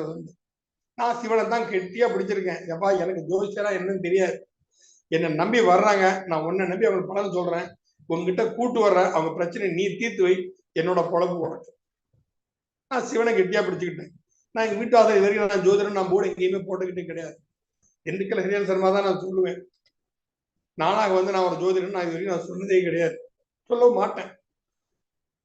அந்த சிவன் பார்த்துக்கிட்டுமே, நமக்கு என்ன வேலை? நம்மளோட வேலை ஒரு கைடு மாதிரி கூட்டு போவோம். எப்பா பித்திருக்களால் நீ பாதிக்கப்பட்டிருக்கிறார், பித்திருக்கள் தோஷம் அதிகமா இருக்கிறது. சில பேருக்கு 1, 5, 9 3மே கெட்டு போயிருக்கும். 1, 5, 9 3லயும் செம்மையான பாவகிரகங்கள் உட்கார்ந்துருக்கும். இதுல மாந்தி வேற சம்பந்தப்பட்டிருக்கும். 3 தலைமுறையும் போயிருக்கும். ஏதாவது ஒரு தலைமுறை தப்பு செஞ்சா கூட நம்ம சரி பண்ணிடலாம். 3 தலைமுறை தப்பா போயிருக்கும். அவனா கொஞ்சம் கடுமையான தோஷங்கள் இருக்கத்தான் செய்யும். அதுக்குள்ள பெரிய பிராயச்சித்தங்கள்லாம் நம்ம பண்ணித்தான் தீரணும். அப்ப அப்படிப்பட்ட அவங்களுக்கெல்லாம் நம்ம பண்ணும்போது என்ன செய்ய முடியும்? இந்த மாதிரி சொல்லித்தான் தீரணும். பாப்பா நீ ராமேஸ்வரத்துக்கு தான் போகணும், ஒரு இடம் கிடையாது. ஏன்னா ராவணனை கொண்ட தோஷம் தீர்றதுக்காக ராமரே அங்க பிராயச்சித்தங்கள் பண்ணாரு, சிவனை வச்சு பூஜை பண்ணாரு. அந்த ஸ்தலத்துல போய் அதர்வண பத்திரகாளி, யமதர்மராஜா, காமதேனு, இந்த அத்தனை தேவிகளும் அங்க டெய்லி சிவனை வழிபடக்கூடிய இடம் அது. அங்க போய் நீங்க பிராயச்சித்தங்கள் பரிகாரங்கள் பண்ணினால் உனக்கு நல்லது நடக்க சந்தர்ப்பங்கள் சிலை தட்டியும் போகலாம். அதோட ஜாதகம் தப்பா இருந்து எல்லா ஜாதகம் நமக்கு ஆராய்ச்சி பண்ண முடியாது, நல்ல ஜாதகமா கெட்ட ஜாதகமாட்டு. ஒரு ஜாதகம் ஒண்ணுமே இருக்கு, மாந்தியே இருக்காது, நம்மளுக்கு புதுசா கழிச்சு உட்காந்துருக்க முடியாது. 2,000 ரூபாய் தர மாட்டாங்க, காசு தர மாட்டாங்க. நமக்கு வேணும், நமக்கு தட்சணைங்கிறது வேணும். தட்சணை இல்லாம எதுவுமே இல்லை. ஆனா இந்த மாதிரி தன்மையெல்லாம் கொண்டு போய் நம்ம பிராயச்சித்தங்கள் பண்ணி அவங்களுக்கு நல்வழிப்படுத்தி அங்க உள்ள ஐயர்களால் ஆசீர்வாதம் செஞ்சு அங்குள்ள ஐயர்களுக்கு சாப்பாடு வாங்கி போட்டு சேத்திர தேவதைக்கு போனா பண்ணி கும்பிட்டுட்டு நம்ம நம்ம வேலையில பார்த்தோம்னா நிச்சயமாக நல்வழி கண்டிப்பாக நடக்கும். ஆக தாய் வழி கர்மா, தந்தை வழி கர்மா 1, 4, 7, 10, 9, 6, 3, 12 இந்த ஸ்தானங்களை நம்ம பெர்ஃபெக்டா நம்ம வாட்ச் பண்ணணும் ஜாதகங்களை. இதை நம்ம கரெக்டா வாட்ச் பண்ணினாலே நமக்கு அந்த ஜாதோட ஃபுல் டீட்டெயிலும் தெரிஞ்சிடும். இவங்க குடும்பத்துக்கு என்ன நடந்திருக்கு நமக்கும் தெரியாது, அவங்களுக்கே தெரியலம்பாங்க. அப்ப நமக்கு எப்படி தெரியும்? இது உன் குடும்பத்தில் நடந்திருக்க சந்தர்ப்பங்களுக்கு ஆகையால் இந்த சிதைக்கு பாதிக்கப்பட்டிருக்கிறாய், ஈஸியா சொல்லலாம். நம்ம நோய் நொடியில் இருக்கிறியா, போன ஜென்மத்தை அப்பனை போட்டு ரொம்ப பாடுபடுத்தி இருப்பேன், 9க்கு 10ஆம் இடம் 6 தானே, அதனால அந்த நோயின் தாக்கப்பட்டு அந்த நோயினுடைய பாதிப்பு நீ சந்திச்சுட்டு இருக்கிற, டாக்டர் கொடுத்துக்கிட்டே தான் இருப்பேன். அப்ப என்ன செய்யணும் அப்படின்னு சொன்னா, தந்தை வழியில் உள்ளவங்களுக்கு அனாதை ஆசிரமங்களை போறோம், தந்தை வழியில் உள்ளவங்களுக்கு நான் சாப்பாடு வாங்கி கொடுக்குறது, முடிஞ்சா துணிமணியில வாங்கி கொடுக்குறது, இல்லை என்றால் உடல் ரீதியாக சேவைகள் செய்வது. இப்படி என்னமோ எல்லாத்துக்குமே காசு தான் நான் சொல்லவே வரல. காசு இல்லாதவங்களுக்கு இப்போ திலகோமம் பண்ணணும், பையன்கிட்டவே பேசணும். அவங்க சொல்றாங்க இல்லையா இந்த மாதிரி இவ்வளவு பிரச்சனை இருக்கு, 5,000 ஆகுதி பண்ணணும், 5,000 10 இருபத்தி பண்ணணும், ஒரு 45,000 ரூபாய் ஆகும், முடியாது நம்மளால. என்ன செய்யணும் அப்படின்னா, மாட்டு தொழுவத்துல போய் 45 நாள் பசுமாட்டை சுத்தம் பண்ணி அந்த இடத்த சுத்தம் பண்ணி பசுமாட்டை குளிப்பாட்டி அதுக்கு பராமரிப்பு வேலையை டெய்லி ஒரு 1 மணி நேரம் 45 நாள் தொடர்ந்து செஞ்சாலும் போதும். செலவே இல்லை, அது உடல் உழைப்பு தானே, பண்ணுங்களேன், பண்ணலாமே. நீங்க மாட்டு தொழு சுத்தம் பண்ணும்போது அந்த அந்த வாசை அந்த கோமியம் மாட்டு சாணத்தோட வாசனைகள்லாம் முகத்துக்குள்ள போகும், மூச்சு அது உள்ள போகும்போது சரீரத்துக்கு உள்ள அத்தனை டிஎன்ஏயும் ஆட்டோமேட்டிக்கா வெளியேறிடும். கெட்ட டிஎன்ஏ எத்தனை இருந்தாலும் அத்தையும் வெளியேறிடும். உங்களுக்கு அது வாழை சொல்லி அடிக்கும், அடி வாங்குங்க, தப்பு இல்ல, உங்களோட தோஷம் தீருது. இதை நீங்க செஞ்சால் கண்டிப்பாக உங்களுக்கு அந்த பித்திருக்கால் தோட்டம் கண்டிப்பாக தீரும். செலவு இல்லாம பண்ணக்கூடிய விஷயம் தான் இதெல்லாம். வந்து ஏன் செலவு பண்றீங்க? கோதுரி முகூர்த்தம்னு இருக்கு. பசுமாடெல்லாம் மேய்ஞ்சிட்டு வீட்டுக்கு திரும்பக்கூடிய அந்த சாயந்தர நேரம் 4 to 6 அது அடையிற இடத்துக்கு வந்தோம்னா அந்த காலுடைய பாதங்கள் பட்ட இடம் இருக்கு, பசுமாடு குளம் பட்டா அந்த மண் எடுத்து உடம்பு பூரா தேய்ச்சிக்கங்க. இதுவும் பித்திரு தோஷத்தை தீர்க்கக்கூடியதுதான். இதுக்கு எல்லாத்தையும் விட என்னெல்லாமோ பண்ணி பார்த்தா ஒன்னும் தீரல. ஒருத்தனுக்கு இந்த பில்லி சூனியம் திருஷ்டி இதெல்லாம் தாக்குதுன்னா ஏன் தாக்கும் சொல்லுங்க? அவனோட பாக்கியம் கெட்டு இருந்தா தாக்கும். 9ஆம் இடமும் 4ஆம் இடமும் கெட்டு இருந்தால் கண்டிப்பா தாக்கும். அப்ப இதுக்கெல்லாம் என்ன செய்யணும் அப்படின்னு சொன்னா, பசு சாணி எடுத்து உடம்பு பூரா தேய்ச்சிக்கிட்டு தலைமுடியில இருந்து கால் வரைக்கும் பாத்ரூம்குள்ள உடம்புல ஒருத்தர் துணி இல்லாம ஒரு 10 நிமிஷம் அமைதியா இருங்க. ஓரளவு காஞ்சிரும் உடம்புல, ஊறிடும் உடம்புல.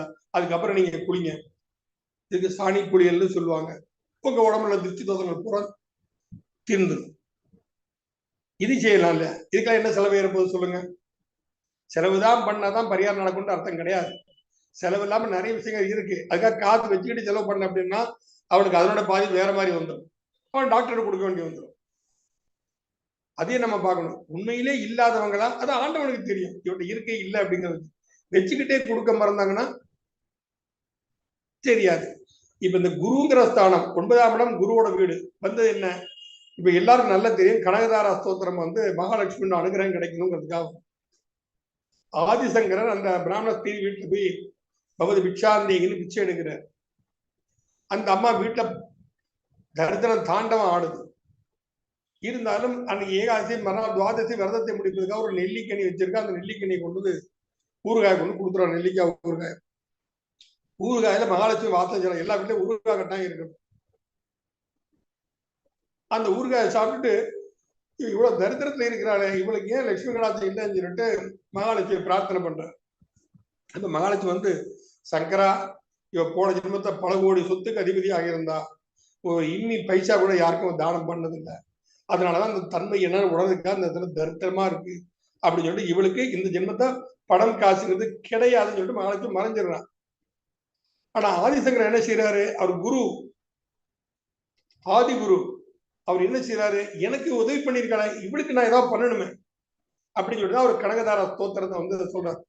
அங்கம் ஹரே புலகபூதன மாத்திரேந்தி பிரங்காங்கனே மூலாவரம் தமாளம்னு கனகதார ஸ்தோத்திரம் சொன்னதுக்கு அப்புறம் இந்த குருவின் வார்த்தையை காப்பாற்றுவதற்காக மகாலட்சுமி அவங்க வீட்டுல வந்து தங்க நெல்லிக்கனியை கிடைக்க வைத்தார். அப்போ வந்து ஒரு குருவானவர் எப்பேற்பட்ட பிரச்சனையும் தீர்க்கக்கூடிய வல்லமை படைத்தவர் தான் குரு.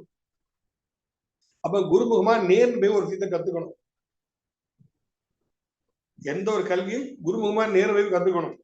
நமக்கு நல்ல கத்து கொடுத்தாரு, நல்ல வழிகாட்டி இருக்காரு. நம்ம வீட்டுல ஒரு குடும்பம் வந்து ஒரு திருமண நாள் வருது, குழந்தை பிறந்திருக்க நாள் வருகிறது. இந்த மாதிரி சமயங்கள்ல வந்து என்ன செய்யணும்னா, ஒரு தட்டுல பழங்கள், வேஷ்டி, துண்டு, புடவை எல்லாம் வாங்கிட்டு ஒரு தட்சணையை வச்சுட்டு யார் நமக்கு தொழில் இருந்தா அந்த குரு கொடுத்து வழங்கி ஆசீர்வாதம் வாங்கிட்டு வரணும். இதனாலேயும் பித்திருக்கள் தோஷம் தீரும். பித்திருக்கள் தோஷம் தீர்வதற்கு இதுவும் ஒரு வழி. நம்ம கட்டி கொடுத்த ஒரு குருவுக்கிடம் வந்து செய்யணும். இந்த மாதிரி சும்மா எல்லாரும் கிளாஸ்லயும் போய் கலந்துக்கிட்டதுனால எல்லாம் ஆயிருமா? பல பேர் பார்த்தேன், கிளாஸ் பூரா எல்லாம் ஆமா ஆமான்னு வருவாங்க, வெளியே வந்து என்ன சொல்றாங்கன்னா மறந்து போயிடுறேன். இப்ப இது பூராமே வந்து தந்தை வழி கர்மாவே நமக்கு வந்து சரி பண்ணி காட்டணும். இதெல்லாம் விஷயங்களை செய்ய சொல்லணும். அவங்களோட நிலைமை என்னன்னு அறிஞ்சிட்டு அவங்களை நம்ம பரிகாரம் செய்யணும். இப்ப லக்னம் வந்து முதல் 10 டிகிரியில இருந்துச்சு அப்படின்னு சொன்னா அவங்க பிரச்சனை தசாபுத்தி மாறும்போது தானா போயிடும். கண்டிப்பா மாறும். 2வது 10 டிகிரில 10ல இருந்து 20 டிகிரிக்குள்ள வந்துச்சு அப்படின்னு லக்னப்படி விழுந்துருச்சுன்னா சில பூஜைகள் தான தர்மங்கள் பண்ணினால் அவங்களுடைய பிரச்சனை தீரும். 3வது 10 டிகிரில வந்தா கடுமையான ஹோமங்கள் யாகங்களுக்கு அவங்க செலவு பண்ணி தான் தீரணும். இல்லைன்னா தீரவே தீர. அதுலயும் இந்த 13 அசுப நாம யோகங்கள்ல பிறந்துருச்சுன்னா 3வது டிகிரில பிறந்தா நீ என்ன பரிகாரம் பண்ணாலும் படிக்காது. ஜோசியர் பேர் கேட்டுக்கும். இவரு போன இவரோட செலவு செஞ்சாரு, நான் மனசார செலவு செஞ்சேன், என் வேலை எதுவும் நடக்கல, இந்த ஜோசியருக்கு ஒண்ணும் தெரியாதுன்னு சொல்லி நம்ம மேல பணியை போட்டுவாங்க. இப்ப நாம நம்ம பாதிப்பையும் பார்த்துக்கணும். ஜாதகம் பார்க்க வர்றாங்கன்னா நம்ம குருவுக்கு அவங்க குருவுக்கு எப்படி அது கனெக்ஷன், அதையும் நம்ம பார்க்கணும். நம்ம குரு அவங்க குரு எப்படி இருக்கிறாங்க, சஷ்டாசகமா இருக்காங்களா, பாதக ஸ்தானத்துல உட்கார்ந்து இருக்கிறாங்களா, இதை பார்த்துதான் அவங்கள்ட்ட வந்து நம்ம வந்து பிராயச்சித்தங்கள் பரிகாரங்கள் சொல்லணும். இல்ல நீங்க சொல்லப்பட சரி சரின்னு காதல வாங்கிட்டு போயிடுவான், உங்கள்கிட்ட அவனும் வரமாட்டான், வேற யாரும் ரெக்கமெண்டும் பண்ண மாட்டான். அப்ப குருமுகமா செய்யக்கூடிய விஷயங்கள் எதை செய்தாலும் அது வந்து பித்ருதோஷத்திற்கு ஒரு மிகப்பெரிய ஒரு நிவாரணம். அப்ப தாய் வழி கர்மா 1 4 7 10, தந்தை வழி கர்மா 9 6 3 12. இந்த நாளம் கெட்டக்கூடாது. இந்த நாளத்தையும் லக்ன பாதகாதிபதி அமைஞ்சான்னு சொன்னாலே கண்டிப்பாக அந்த நாளோட கர்மவினையின் தாக்கத்தினால இருக்கும். இப்ப 3ஆம் இடத்துல இருக்கிறா ஒரு பாதகத்தா லக்ன பாதகாதிபதி 3ஆம் இடத்துல உட்கார்ந்து இருக்கான் அப்படின்னு சொல்ல போனா உனக்கு மனோதைரியம் எதை செஞ்சாலும் வராது. நீங்க எதை செஞ்சாலும் நெகட்டிவா தான் நடக்கும். எவ்வளவு வேணாலும் முயற்சி எடுங்க, அது நெகட்டிவா தான் போகும். எதுவுமே உங்களுக்கு பாசிட்டிவா நடக்கவே நடக்காது. வீரியருக்கும் வேகம் நான் செஞ்சு காட்டுறேன் சாதிச்சு காட்டுறேன் ஒண்ணும் நடக்காது. உனக்கு ஆல்ரெடி டிசைட் பண்ணித்தான் இந்த ஜாதகங்கிறது என்ன, முதல்ல நீ என்ன செஞ்சுட்டு வந்துட்டேன்னு சொல்றதுதான் ஜாதகம். அதுல நம்ம என்ன செய்யணுங்கிறத உணர்த்த வேண்டியது ஒரு ஜோதிடம். இது நாம் நல்லா உணரணும். இது நடந்துச்சு, அது ஜாதகம் காட்டுது. பூர்வ புண்ணிய ஸ்தானம் பூர்வ புண்ணிய காரகம் வச்சு சொல்றோம். நம்ம அது எப்படி நம்ம நாட்டு கொண்டு போகணும், எந்த மாதிரி செய்யணும், எதை மாதிரி செஞ்சா இவன் வாழ்க்கையில வெற்றி பெற முடியும் அப்படிங்கிறத வந்து காட்டக்கூடிய தன்மை உடையவன் ஜோதிடர். அதுக்கு நாம வந்து ஆத்ம சுத்தத்தோட நாம இருக்கணும். நம்மளோட 5ஆம் இடம் கெட்டக்கூடாது, 5ஆம் இடத்துல பாவகிரகங்கள் வந்துடக்கூடாது. வந்துச்சுன்னா நம்ம பிராயச்சித்தங்கள் நம்ம செஞ்சுட்டு உட்காந்துருக்க வேண்டும். நம்ம செஞ்சிடணும். நம்ம வந்து ராகுவால பாதிப்பு இருக்கா, வீட்டுல அருகம்புல் கட்டாயம் வச்சுக்கோங்க. கேதுவால பாதிப்பு எல்லா வீட்லயும் தர்ம கட்டாயம் இருக்கணும். இதை ராகு கேது பெரிய ஒரு பிராயச்சித்தம். வீட்டுல இருந்தாலே போறோம், வெளியே போறீங்க முக்கியமான பிரச்சனை போறீங்க, இந்த கேது தடை பண்ணிடணும்னு பயமா இருக்கு, ஒரு தர்மபுரி இடத்த மடக்கி பைக்க வச்சு நீங்க போங்க, நீங்க கண்டிப்பா வேலை நடக்கும். நடக்காம இருக்காது. ஏன்னா கேது வந்து தடைக்காரன் மட்டுமல்ல, ஞானக்காரன் கேது தான். கேதுவின் அனுகிரகம் இல்லைன்னா யாருமே ஆன்மீகத்தை நுழையவே முடியாது. ஒருத்த முழுமையா சன்னியாசம் கேதுவோட பரிபூர்ண அனுகிரகம் இருக்கணும், அப்பதான் சன்னியாசி ஆக முடியும். முற்றும் உணர்ந்தவன் தான் சன்னியாசியை தவிர, முனிவனை தவிர முற்றும் துறந்தவன் சன்னியாசம் கிடையாது. இப்ப இதெல்லாம் நம்ம வந்து உணர்ந்துகிட்டு தான் நம்ம ஜாதகத்தை பலன் சொல்ல ஆரம்பிச்சோம் அப்படின்னு சொன்னா நிச்சயமாக ஜோதிடத்தை நம்மளால கண்டிப்பா ஜெயிக்க முடியும். ஜெயிக்க முடியாதெல்லாம் இல்லை. நம்மளுடைய கான்சென்ட்ரேஷன் எப்படி போகுது ஜாதகத்தை பார்க்கணும். என்னைக்குமே ஒரு ஜாதகம் பார்க்கறது ஜாதகத்துல கையை வச்சுட்டு கண்ணை மூடிட்டு ஆதித்யாம் அம்பிகாம் விஷ்ணு கணநாதம் மகேஸ்வரம் பஞ்ச தெய்வான் ஸ்மரே நித்தியம் சர்வாபித்த சித்தி பிரார்த்தனை பண்ணுங்க. ஆதித்யன் சூரியன், அம்பிகை அம்பாள், விஷ்ணு மகாவிஷ்ணு, ஆதித்யாம் அம்பிகாம் விஷ்ணு கணநாதம் விநாயகர், மகேஸ்வரம், ஈசன், இந்த 5 பேரை தியானம் பண்ணிட்டு அந்த ஜாதகத்தை ஓபன் பண்ணு. என்னைக்கு அவன் ஜாதகத்தை கொடுக்கறத வச்சாலும் என்ன பிரச்சனை நமக்கு தெரியும். சில பேர் மாத்தி கொடுப்பான், சில பேர் தலைக்கையில கொடுப்பான். நாம நேரம் வச்சுட்டு இந்த விஷயத்தை சொல்லிட்டு ஆதித்யாம் அம்பிகாம் விஷ்ணு கணநாதம் மகேஸ்வரம் பஞ்ச தெய்வான் ஸ்மரே நித்தியம் சர்வாபித்த சித்தியை பிரார்த்தனை பண்ணிட்டு நம்ம எந்த தெய்வத்தை வணங்குறோமோ அந்த தெய்வத்தை வணங்கிட்டு அந்த ஜாதகத்தை நீங்க முதல்ல தொடுங்க. ஒரு கோவில், ஏதாவது ஒரு கோவிலுக்கு ரெகுலரா போங்க. எல்லாரும் அவங்க இஷ்டப்பட்ட கோயிலுக்கு போங்க. அந்த கோவில் சம்பந்தப்பட்ட விஷயத்துக்கு நீங்க பரிகாரத்துக்கு அனுப்பா ஜெயிக்கும், கண்டிப்பா ஜெயிக்கும். ஏன்னா இவன் அடிக்கடி வந்துட்டு இருக்கிறான், என்னோட பக்தன், அப்ப இவரோட வார்த்தையை நான் காப்பதும் ஜெய வச்சுவான். நீ சம்பந்தமே இருக்காது, ஏதோ ஒரு கோயிலுக்கு நீ போயிருக்கவே மாட்டேன், ஏதோ இது நம்ம ஆன்மீக மலர்ல படிச்சோம், இல்ல அந்த மீட்டிங் போயிருந்தா அங்க சொன்னாங்க, இந்த மீட்டிங் போய் இந்த சொன்னாங்கன்னு அதை வச்சுலாம் நீங்க அனுப்பினீங்கன்னா அது கண்டிப்பா நடக்காது. நாம் வழிபடக்கூடிய, நாம் சென்று வரக்கூடிய ஆலயங்களுக்கு நாம் ஒருத்தர் அனுப்பினா நாம் தினமும் வழிபடக்கூடிய அந்த தெய்வம் அதை காட்டும். ஒரு ஜோதிடம் பலன் சொல்லி அனுப்பிட்டோம், அதை விட்டுறக்கூடாது. எப்பா எம்பெருமானே உன்னை நம்பிதான்பான சொல்லியிருக்கேன், என் மானத்தை நீதான்பா காப்பாற்றணும், என் வருமானத்தை நீதான் காப்பாற்றணும், அப்பதான் நான் அவனுக்கு ஒரு ரூபாய்க்காவது கூட ஏற்றுவேன். டிமாண்ட் பண்ணுங்க. நம்ம தெய்வத்தை நம்ம டிமாண்ட் பண்ணலாம், தப்பே கிடையாது. நமக்கு அந்த அதிகாரம் கொடுத்துருக்கான். நம்மளாம் சும்மா தெய்வக்கியன்னு சொல்லல, அந்த அதிகாரத்தை கொடுத்துருக்கான். சண்டை போட நம்ம தெய்வத்தை கூட அந்த தகுதி நமக்கு எல்லாத்துக்கும் இருக்கு. ஆனா அந்த அளவு நம்ம வளர்த்துக்கணும். ஆக 1 4 7 10 தாய் வழி, 9 6 3 12 தந்தை வழி. சரி, தாய் வழி கர்மா ஒரு பக்கம், தந்தை வழி கர்மா ஒரு பக்கம். அப்ப சுய கர்மான மனதனுக்கு எதுவுமே இல்லையா? வருது இல்ல, நமக்குன்னு ஒரு கர்மவினை இருக்கத்தானே செய்யும். அந்த கர்மவினையை தாக்கக்கூடிய இடம்தான் 5 பூர்வ புண்ணியஸ்தானம். இந்த 5க்கு 10ஆம் இடம்ங்கிறது 2. இந்த 2க்கு 10ஆம் இடம் அப்படிங்கிறது 11. இந்த 11க்கு 10ஆம் இடம்ங்கிறது 8. ஒருத்தருடைய குடும்பம் எப்படி இருக்கு, அவன் பூர்வ புண்ணியத்தை வச்சு நம்ம ஈஸியா சொல்லிடலாம். 5ஆம் இடத்தை வைத்து 5ஆம் இடத்தின் கர்மஸ்தானம் வந்து குடும்பம். நீ இன்னைக்கு நல்லா இருக்கிறேன்னா பல குடும்பங்களை நீ குடும்பங்களை நீ வாழ வச்சிருக்கலாம். ஒன்று அறியாம போன ஜென்மத்தை நீ செஞ்சிருக்கலாம், நன்மைகள் செய்திருக்கலாம். குடும்பத்தை பிரச்சனை இருந்தாலும் அந்த பிரச்சனையை தீர்ப்பதற்கு வழிகாட்டியாக கூட இருந்திருக்கலாம். இன்று உன் குடும்பம் அமைதியாக இருக்கிறது.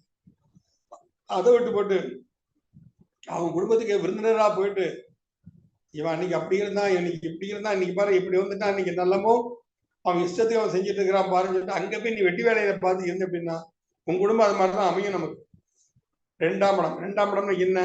தனம், கல்வி, வாக்கு, குடும்பம் இல்லாம இருக்கு. ஒரு வாக்கு வன்மைங்கிறது ஒரு ஜோதிடனுக்கு கட்டாயம். கல்வி அறிவே விட்டுருங்க. நீங்க வாக்கு வன்மை இருந்தால் கல்வி அறிவே தேவையில்லை. நீங்க சொன்ன அதுதான் வேதம். நீங்க என்ன சொல்றீங்களோ அது வேதம், அது மந்திரம். ஒண்ணும் இல்ல. கரூர்ல வந்து நமஸ்கார கிருஷ்ணன் ஒருத்தர் இருந்தார். ரொம்ப பழைய காலத்து சேர்ந்து அவருக்கு ஊர்ல நல்ல மதிப்பு. ஸோ அப்பெல்லாம் வந்து இந்த 2 காஸ்ட் ஜாதி வித்தியாசங்கள்லாம் இருக்கதான் செஞ்சது.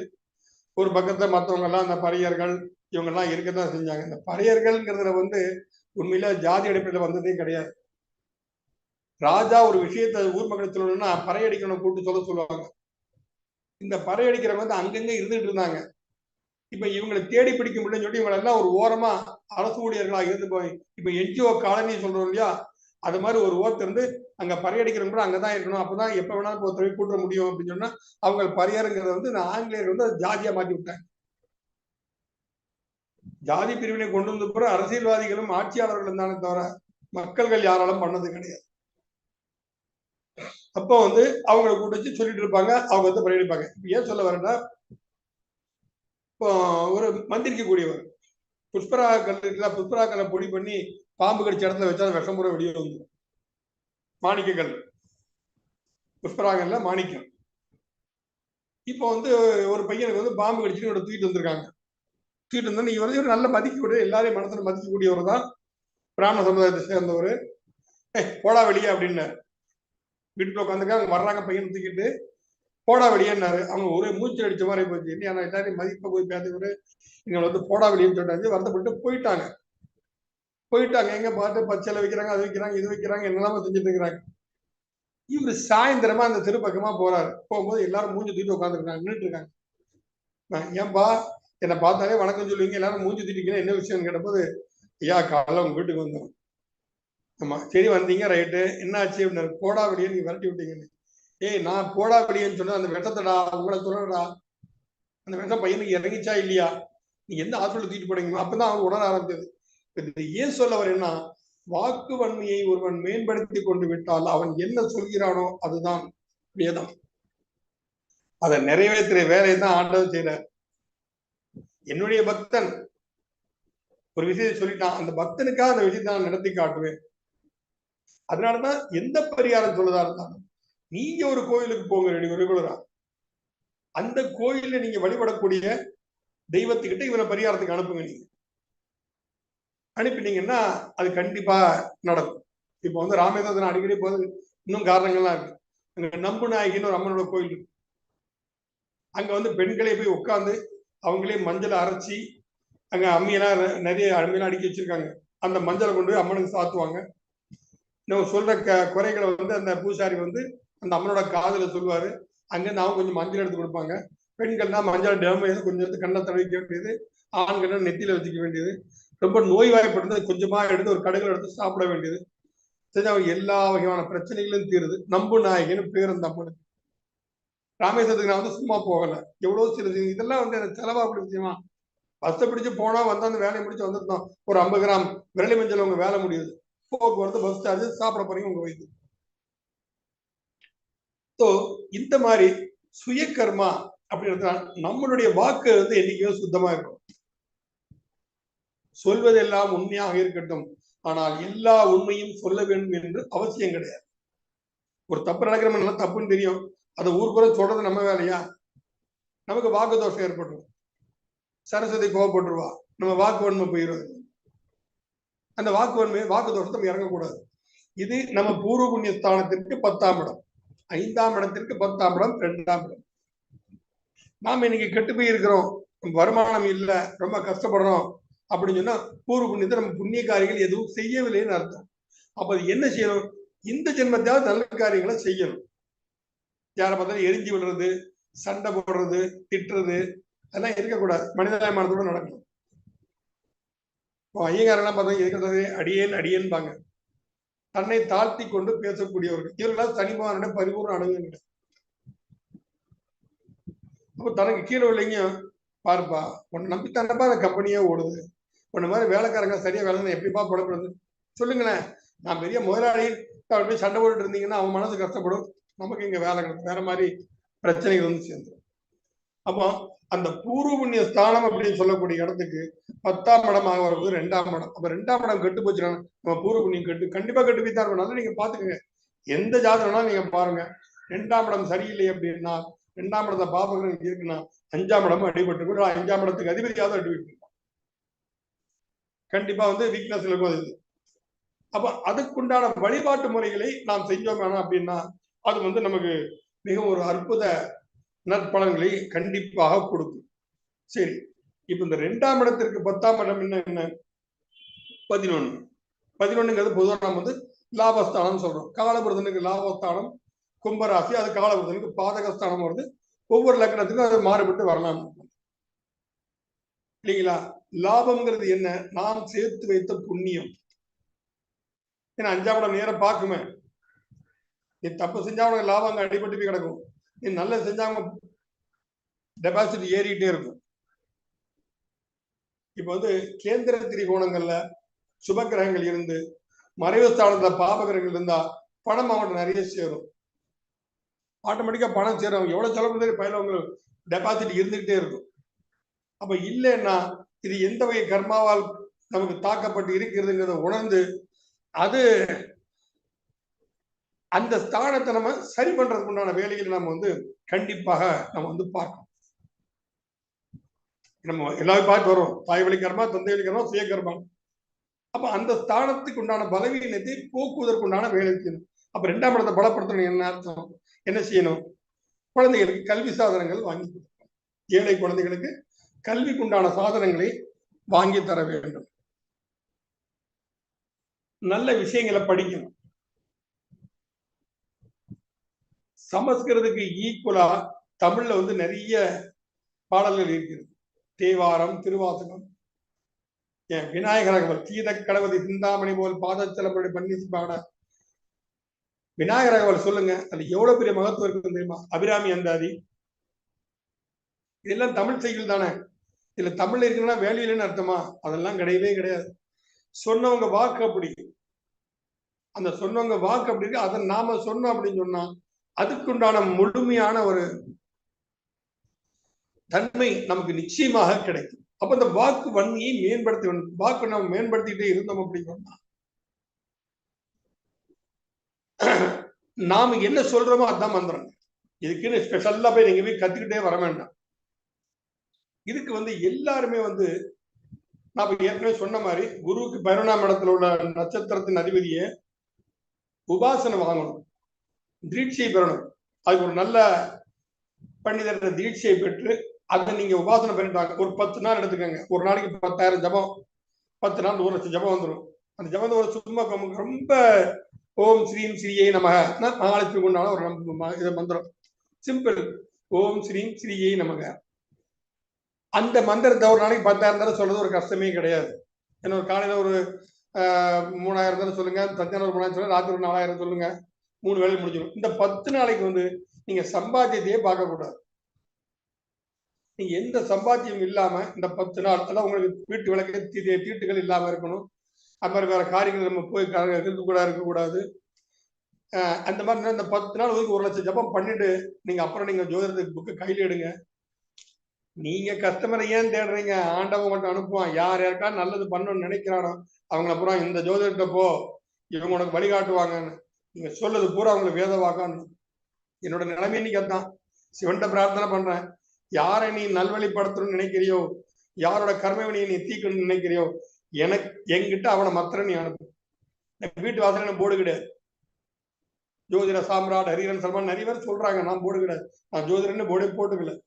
நீங்க திருமணியோட ஆட்டோக்காரத்தான் சொல்லிட்டு இருப்பாங்க எல்லா இடங்களும், சாமி எங்களை புது சாமி ஒரு பெரிய போர்டை நாங்க வச்சுக்கிறோம், வர்றவங்க நான் வழி சொல்லிட்டு இருக்கோம் நம்மங்க. எனக்கு வேண்டாம்பா, அதெல்லாம் ஆண்டவன் பார்த்து அனுப்பட்டும். ஆண்டவன் யார் அனுப்பினா அவன் நல்லி காட்டு போறான், அதை வச்சு நம்ம பொழப்பு நடத்திட்டு போலாம். சிம்பிளா இதுக்கு நம்ம வாக்குவன்மையை மேன்மைப்படுத்த வேண்டும். வாக்குவன்மையை மேம்படுத்தால் நமது பூர்வ புண்ணியம் ஆட்டோமேட்டிக்கா பலம் பெறும். 2க்கு 4ஆம் இடம் தான் 5. அப்ப அதுக்குண்டான முழுமையான சுகம் நமக்கு கிடைக்கும். அந்த முழுமையான சுகத்தை நாம் அனுபவிக்க வேண்டும். நமது வாக்குவன்மையை மேம்படுத்தணும். வாக்குவன்மையை மேம்படுத்தினா என்ன நம்ம கத்துக்கணும்? இப்போ நெருப்பு, நிலம், காற்று, நீர், இந்த தத்துவங்கள்ல பஞ்சாட்சர மந்திரம் வரும். நம சிவய, நம சிவய. எந்தெந்த தத்துவம் உங்களுக்கு லக்னமாக வருகிறதோ அதுக்குண்டான எழுத்துக்கள் இருக்கு. அந்த எழுத்து உங்க பேர்ல வர மாதிரி நீங்க சேர்த்துக்கிட்டா நீங்க வாக்கை ஜெயிச்சிருக்கீங்க. நம சிவ, சிவய நம, பய நமசி, நம சிவய, இது பஞ்சாட்சர மந்திரங்கள்ல வரக்கூடிய மந்திரங்கள். இதை நீங்க எடுத்துக்கிட்டு இந்த பஞ்சபூத தத்துவத்தின் அடிப்படையிலையும் உங்க பேர் அந்த எழுத்து நீங்க சேர்த்துக்கிட்டீங்கன்னா கண்டிப்பாக நிச்சயமாக நீங்க வெற்றி பெற முடியும். அப்ப எல்லாத்துக்குமே ஆண்டவன் ஜாதகத்துல இடம் கொடுத்துருக்கான், வழி கொடுத்துருக்கிறான். அதை நமக்கு உணர்ந்து நாம செயல்படாலே போறோம். நம்ம உணர்ல ஜோதிடம் படிக்கிறோம், யாரெல்லாமோ கிளாஸ் நடத்தாங்க, எல்லா கிளாஸுக்கும் நம்ம போறோம், மாநாடா போறோம், ஒருத்தர் கூப்பிட்டாரா போறோம். நம்ம ஒரு விஷயம் சொல்றாரு, ஒவ்வொருத்தர் சொல்ற விஷயத்தையும் ஒவ்வொன்னு அப்படியே பண்ணாதீங்க. அந்த விஷயம் ஒவ்வொரு விஷயத்தையும் ஒவ்வொரு இதில் அப்ளை பண்ணாங்க. ஒன்னு எடுத்துட்டு போங்க. எங்கிட்ட ஜாதகம் வந்தான்னா 1, 5, 9 இதை தர அடுத்து தாண்டவே மாட்டேன். அடுத்தது வருது 1, 4, 7 கேந்திர திரிகோணம். இதை வச்சுதான் நான் ஜாதகம் சொல்லிட்டே இருக்கேன், தவிர வேற கட்டத்துக்கே நான் போக மாட்டேன். உண்மையிலேயே எனக்கு அர்த்தவர்க்கம் தெரியாது, கேபி தெரியாது, பல விஷயங்களை நான் ஜோதிடத்தை கத்துக்கணும் விரும்பவே இல்லை. பூர்வ புண்ணியம் எப்படி இருக்கு இவனுக்கு, என்னோட பாக்கியம் எப்படி இருக்கு, இவன் எந்த ஜென்மத்தை பிறந்திருக்கிறான், என்னோட கர்மா எந்த மாதிரி வேலை செய்யுது, இதை வச்சுதான் நான் இன்னைக்கு வரைக்கும் ஜோசி நான் சொல்லிட்டு இருக்கிறேன். அதை தாண்டி நான் போன அவசியம் இல்லைன்னு நினைக்கிறேன். நான் அதை விட்டு எந்த சூட்சமும் கிடையாது, எந்த ரகசியமும் கிடையாது. ஒவ்வொருத்தரோட சொன்னா தெரியாதவங்களுக்கு வழிகாட்டுறது ஒரு ஜோதியினுடைய வேலை, அது செய்யலாம், தப்பு கிடையாது. மீட்டிங் போடுறது சொல்றது தப்பே கிடையாது. புதுசா பூத்தாதீங்க, எதுவுமே புதுசே கிடையாது. எல்லாம் இருக்கிறத அடுத்தவங்களுக்கு உணர வைக்கிறீங்க. அப்போ இந்த 2ஆம் இடத்தை பலப்படுறதுக்கு உங்க வாக்குவன்மையை நீங்க மேன்மைப்படுத்தணும். அப்போ உங்க வாக்குவன்மையை நீங்க மேம்படுத்தணும்னா உங்களுடைய வாக்கு சுத்தமா இருக்கணும். பிராமணன்கிறது யாரு? பிராணன் சொல்லக்கூடிய மூச்சு காற்று. மூச்சு காற்று யாருக்கு சுத்தமா இருக்குது அவன் தான் பிராமணன், பிறப்பால் கிடையாது. உங்களுடைய சுவாசம் சுத்தமா இருக்கணும். ஒவ்வொரு சுவாசத்தையும் ஓம் நம சிவாய, ஓம் நம சிவாய பிராணாயாமம் பண்ணணும். பிராணாயாமம் பண்ண தெரிஞ்சுக்கணும். டெய்லி ஒரு காலையில ஒரு 1/2 மணி நேரம் இறை வழிபாட்டுக்காக ஒதுக்குங்களேன். ஜோசியம் சொல்றீங்க, ஆபீஸ் திறக்கிறீங்க, ஆள் வந்திருக்காங்களா, பரவாயில்ல, உட்காரட்டும் 5 நிமிஷம், ஊதுவத்தி எல்லாம் கொடுத்துங்க, சாமி கூட இல்லாத நீங்க பாட்டு ஒரு 5 நிமிஷம் பிராணாயாமம் பண்ணுங்க, மூச்சு அடக்கி தியானம் பண்ணுங்க. அதுக்கப்புறம் பாருங்க, நீங்க வாயத்தான் நீங்க அத்திக்கணும், லிப்ஸ் மூவ்மெண்ட் தான் இருக்கும், சொல்றது பார்த்தா கிரகங்கள் பேசும். ஏன்னா நாங்க நிறைய அனுபவத்தை உணர்ந்துட்டோம். அந்த ஜாதகம் தப்பா காட்டுது, ஆனா நாங்க சொன்னதாங்க நடந்தது, சம்பந்தமே இல்லாம. இதுக்கெல்லாம் இறைவனுடைய அனுகிரகம் தான் காரணம். ஆனா நான் சொன்னேன், நான் சொல்ல வர மாட்டேன். அப்புறம் யோசிப்பேன் எப்படி நடந்ததுன்னு. சரி, நம்ம இன்னைக்கு சாமி கும்பிட்டோம் இல்ல, அந்த தெய்வம் நம்மள வழி நடத்திருக்கு, அந்த இறைவனுக்கு ஒரு நன்றியை சொல்லிட்டு நம்ம போய்கிட்டே இருக்கோம். எல்லாத்துக்கும் எல்லா வகையான பரிகாரங்கள் சொல்லுங்க, பரிகாரம் சொல்லுங்க, நான் தப்பிக்கிட்ட உங்களுக்கு ஒரு பரிகாரம் சொல்லி சக்சஸ் ஆச்சுன்னா பண்ணுங்க, நான் இல்லைன்னு சொல்லல. ஆனா அடுத்தவங்க சொன்னாங்கிறதுக்காக செய்யாரு. நீங்க அதை உணருங்க, முதல்ல அதோட தன்மையை உணருங்க. சனி பகவானுக்கு நல்லெண்ணெய் விளக்கு தான் போடணும், எள்ளு விளக்கு போடக்கூடாது. ஏன் நல்லெண்ணெய் விளக்கு போடுறோம்? நல்லெண்ணெய் விளக்கு ஏன் போடுறோம்னா, சனி பகவானுக்கும் ஆஞ்சநேயருக்கும் யுத்தம் நடந்தது ஒரு காலத்துல. சனி பகவான் தன்னிலை மறந்து செயல்படாத, தெய்வங்களும் தேவர்களும் பல தவறுகள் செய்திருக்கு, அதற்கெல்லாம் அடக்கிறதுக்கு ஒரு தெய்வம் உருவாகும். அப்ப அதுல பிரச்சனை வரும்போது அனுமார்கிட்ட அவர் சனி பகவான் அடி வாங்கி உடம்புலாம் ரத்தகமாயிட்டு சனி பகவானுக்கு. அப்ப அவர் வந்து தவற சனி பகவான் உணர்ந்த பிறகு ஆஞ்சநேயர் நல்லெண்ணெய் கொண்டு வந்து உடம்பு பூரா தடவுற, உடம்பு பூரா தடவி நடந்த தவறுக்காக நானும் மன்னிப்பு கேட்கிறேங்கிறார். அப்ப சனி பகவான் என்ன சொல்றாரு, யார் ஒருவர் சனிக்கிழமையில் எனக்கு நல்லெண்ணெய் காப்புகள் சாட்சி ஹனுமான் சாலிசா படிக்கிறாரோ அவரை நான் என்றுமே பாதிக்க மாட்டேன். சனிக்கிழமை என்று சனி பகவானுக்கு நல்லெண்ணெயை சாற்றி எழுத்தால உட்கார்ந்து ஹனுமான் சாலிசா படிக்கணும். ஹனுமான் சாலிசா படிச்சா சனி பகவானுடைய பாதிப்பு அது இருக்காது. அதனாலதான் சனி பகவானுக்கு நல்லெண்ணெய் வந்து தடை வருது. இதுக்கெல்லாம் என்ன செலவா இருக்கு சொல்லுங்க? சிம்பிள் வேலை. ஒரு 50 ml நல்லெண்ணெய், 50 மில்லிகிராம் நல்லெண்ணெய் வாங்கிட்டு வந்து அழகா சனி பகவானுக்கு தேய்ச்சி வச்சுட்டு எழுத்தால உட்காந்து நீ பாட்டு எடுத்து ஹனுமான் சாலிசா படிச்சுக்கிட்டே இருந்தது. பூத் பிசாது நிகட்னாவி மகாவீர் ஜபு நாம சுனாவி வரும். அனுமார் வழிபாடு பண்ணதுனால கிரகங்களின் தாக்கங்கள் முதலில் இருக்காது. இந்த அனுமாரனாலதான் 9ஆம் இடத்துல போய் மூல நட்சத்திரத்தில் உட்கார்ந்து பிறந்திருக்காரு. பாக்கியஸ்தாந்தி காலபுருஷனுக்கு பாக்கியஸ்தாந்த அனுமார் உட்கார்ந்துருக்கு. என்ன யாரெல்லாம் எங்கிட்ட வர்றீங்களோ நான் அவங்கள பாத்துக்கிறேன். அதுக்காக சந்தர்ப்பத்துக்கு ஏற்றபடி எல்லாம் போக கூடாது. எனக்கு ஒரு பெரிய பிரச்சனை பண்ணிவிட்டேன், தப்பு தான் பண்ண, இறைவனை காப்பாத்திரு, இனிமே நாளைக்கு அதெல்லாம் நடக்காது. இவன் எந்த மாதிரி தன்மையில இவன் போறாங்கதான் இறைவனுக்கு தெரியும். நான் தான் ஆரம்பத்தை சொன்னேன், சனி பகவான் ஒரு ராசியை கடப்பதற்கு 30 மாதங்கள் எடுக்கிறானா, 30 மாதங்கிறது 30 டிகிரி. ஒரு டிகிரிக்கு ஒரு மாசம் எடுக்கிறானா, ஒரு தீர விசாரித்து யோசித்து உங்களுக்கு திருந்துவதற்குண்டான சந்தர்ப்பங்களை எல்லாம் கொடுத்து விட்டு தான் அடுத்த டிகிரிக்கே அவர் போவார். அப்போ இந்த மாதிரி பண்ணும்போது அந்த மாதிரி இறை வழிபாட்டை கொண்டு போங்க. நீங்க இறைவன் பணம் காசு நீங்க கொடுத்துதான் இறைவனுக்கு பணமா போதா சொல்லுங்க? நம்ம கொடுத்தா இறைவனுக்கு பணம் காசு சேர போதா? இல்லையே. அப்ப நம்ம வந்து எல்லாருக்குமே பணம் காசுன்னு நம்ம நினைக்க கூடாது, நினைக்க வேண்டாம். அந்த 2ஆம் இடம் வாக்குஸ்தானத்தை பலப்பட்டாச்சு. அந்த வாக்குஸ்தானத்துக்கு 10ஆம் இடம் சொல்றது லாபம். நாம என்ன லாபம் சம்பாதிக்கிறோம்? லாபம்னு என்ன? பணம் சம்பாதிக்க ஒண்ணுதான் லாபமா? நாம் சேர்த்து வைத்த பூர்வ புண்ணியம் என்று சொல்லக்கூடிய அந்த புண்ணியங்கள் 5ஆம் இடத்துக்கு மேல 7ஆம் இடமாக வரும். அந்த பூர்வ புண்ணியம், அந்த பூர்வ புண்ணியத்துல வந்து நீங்க என்ன செஞ்சிருக்கிறீங்க, அப்ப அது கேட்டடி உனக்கு வந்து நற்கதியை கொடுப்பதற்கு உண்டான இடம் தான் அந்த லாபஸ்தானம். பாக்கியம் நன்றாக இருந்து நற்கர்மங்கள் என்று சொல்லக்கூடிய 10ஆம் இடம் நன்றாக இருந்தால் அவருக்கு மோட்சத்திற்கு வழிகாட்டக்கூடிய 11ஆம் இடம் சிறப்பாக அமையும். இதுதான் 9, 10, 11, 12 கான்செப்ட் ஜாதகத்துல. இது எல்லாம் சிறக்கணும்.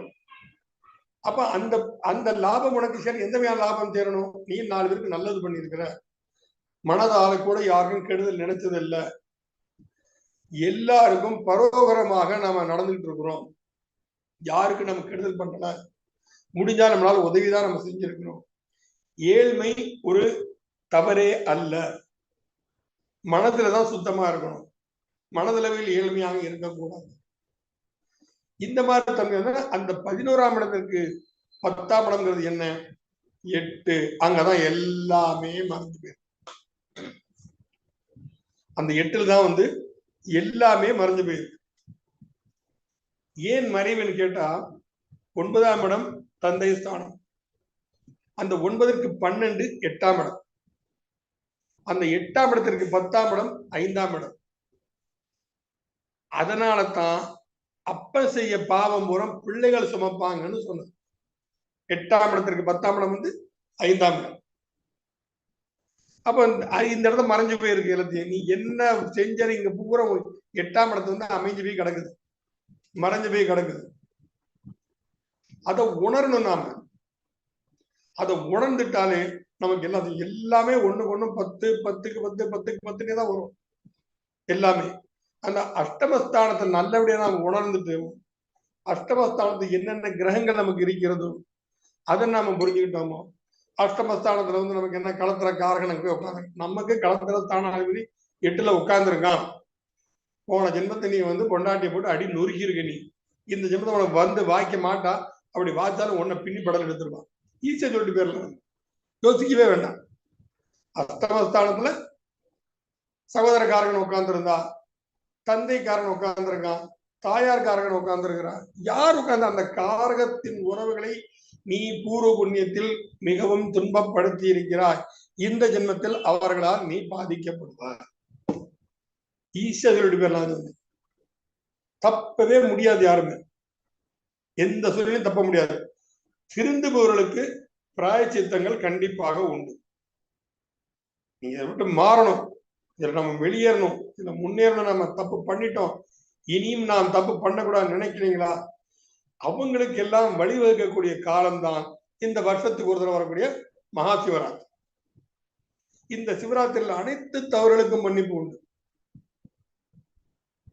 அப்ப இந்த 3 கர்மாவனையும் நம்மளை ஆட்டோமேட்டிக்கா நம்ம வழி நடத்தி கொண்டு போகும். தாய் வழி கர்மா, தந்தை வழி கர்மா, சுய கர்மா. இப்ப சுயம் அப்படின்னு எடுத்தாலே 5ஆம் இடம் வந்து. அப்ப 5ஆம் இடத்துக்கு ரொம்ப முக்கியத்துவம். அதனாலதான் நான் 1, 5, 9 இது திரிகோணம். 1, 4, 7, 10 கேந்திரம். 4 பில்லர் அப்படிங்கிறது 4 தூண்கள் வைக்கிறோம். அந்த திரிகோணம்ங்கிறது மேற்கூரை. அப்படி இருந்தா ஒரு வீட வாசம் பண்ண முடியும். நம்ம அப்ப கேந்திர திரிகோணங்கள் எல்லாமே அடங்கி போகும். இந்த ஸ்தானங்கள்ல கிரகமே இல்லை அப்படின்னாலே அவன் பாதிப்புக்கு உள்ளானவன்.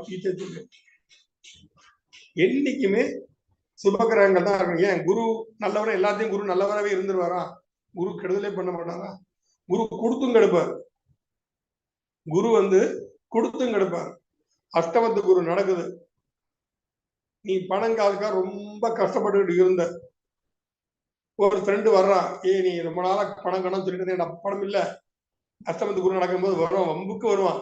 என்கிட்ட ஒரு 2 லட்சம் ரூபாய் இருக்கு, நீ இதை பயன்படுத்திக்க, ஏதாவது நல்ல தொழில் செஞ்சு முன்னேறு, நீ உன்ன வசதி மேல கொடுப்பா அப்படின்னு சொல்லிட்டு 2 லட்சம் ரூபாய் கொடுப்பான். நம்ம என்ன நினைப்போம்?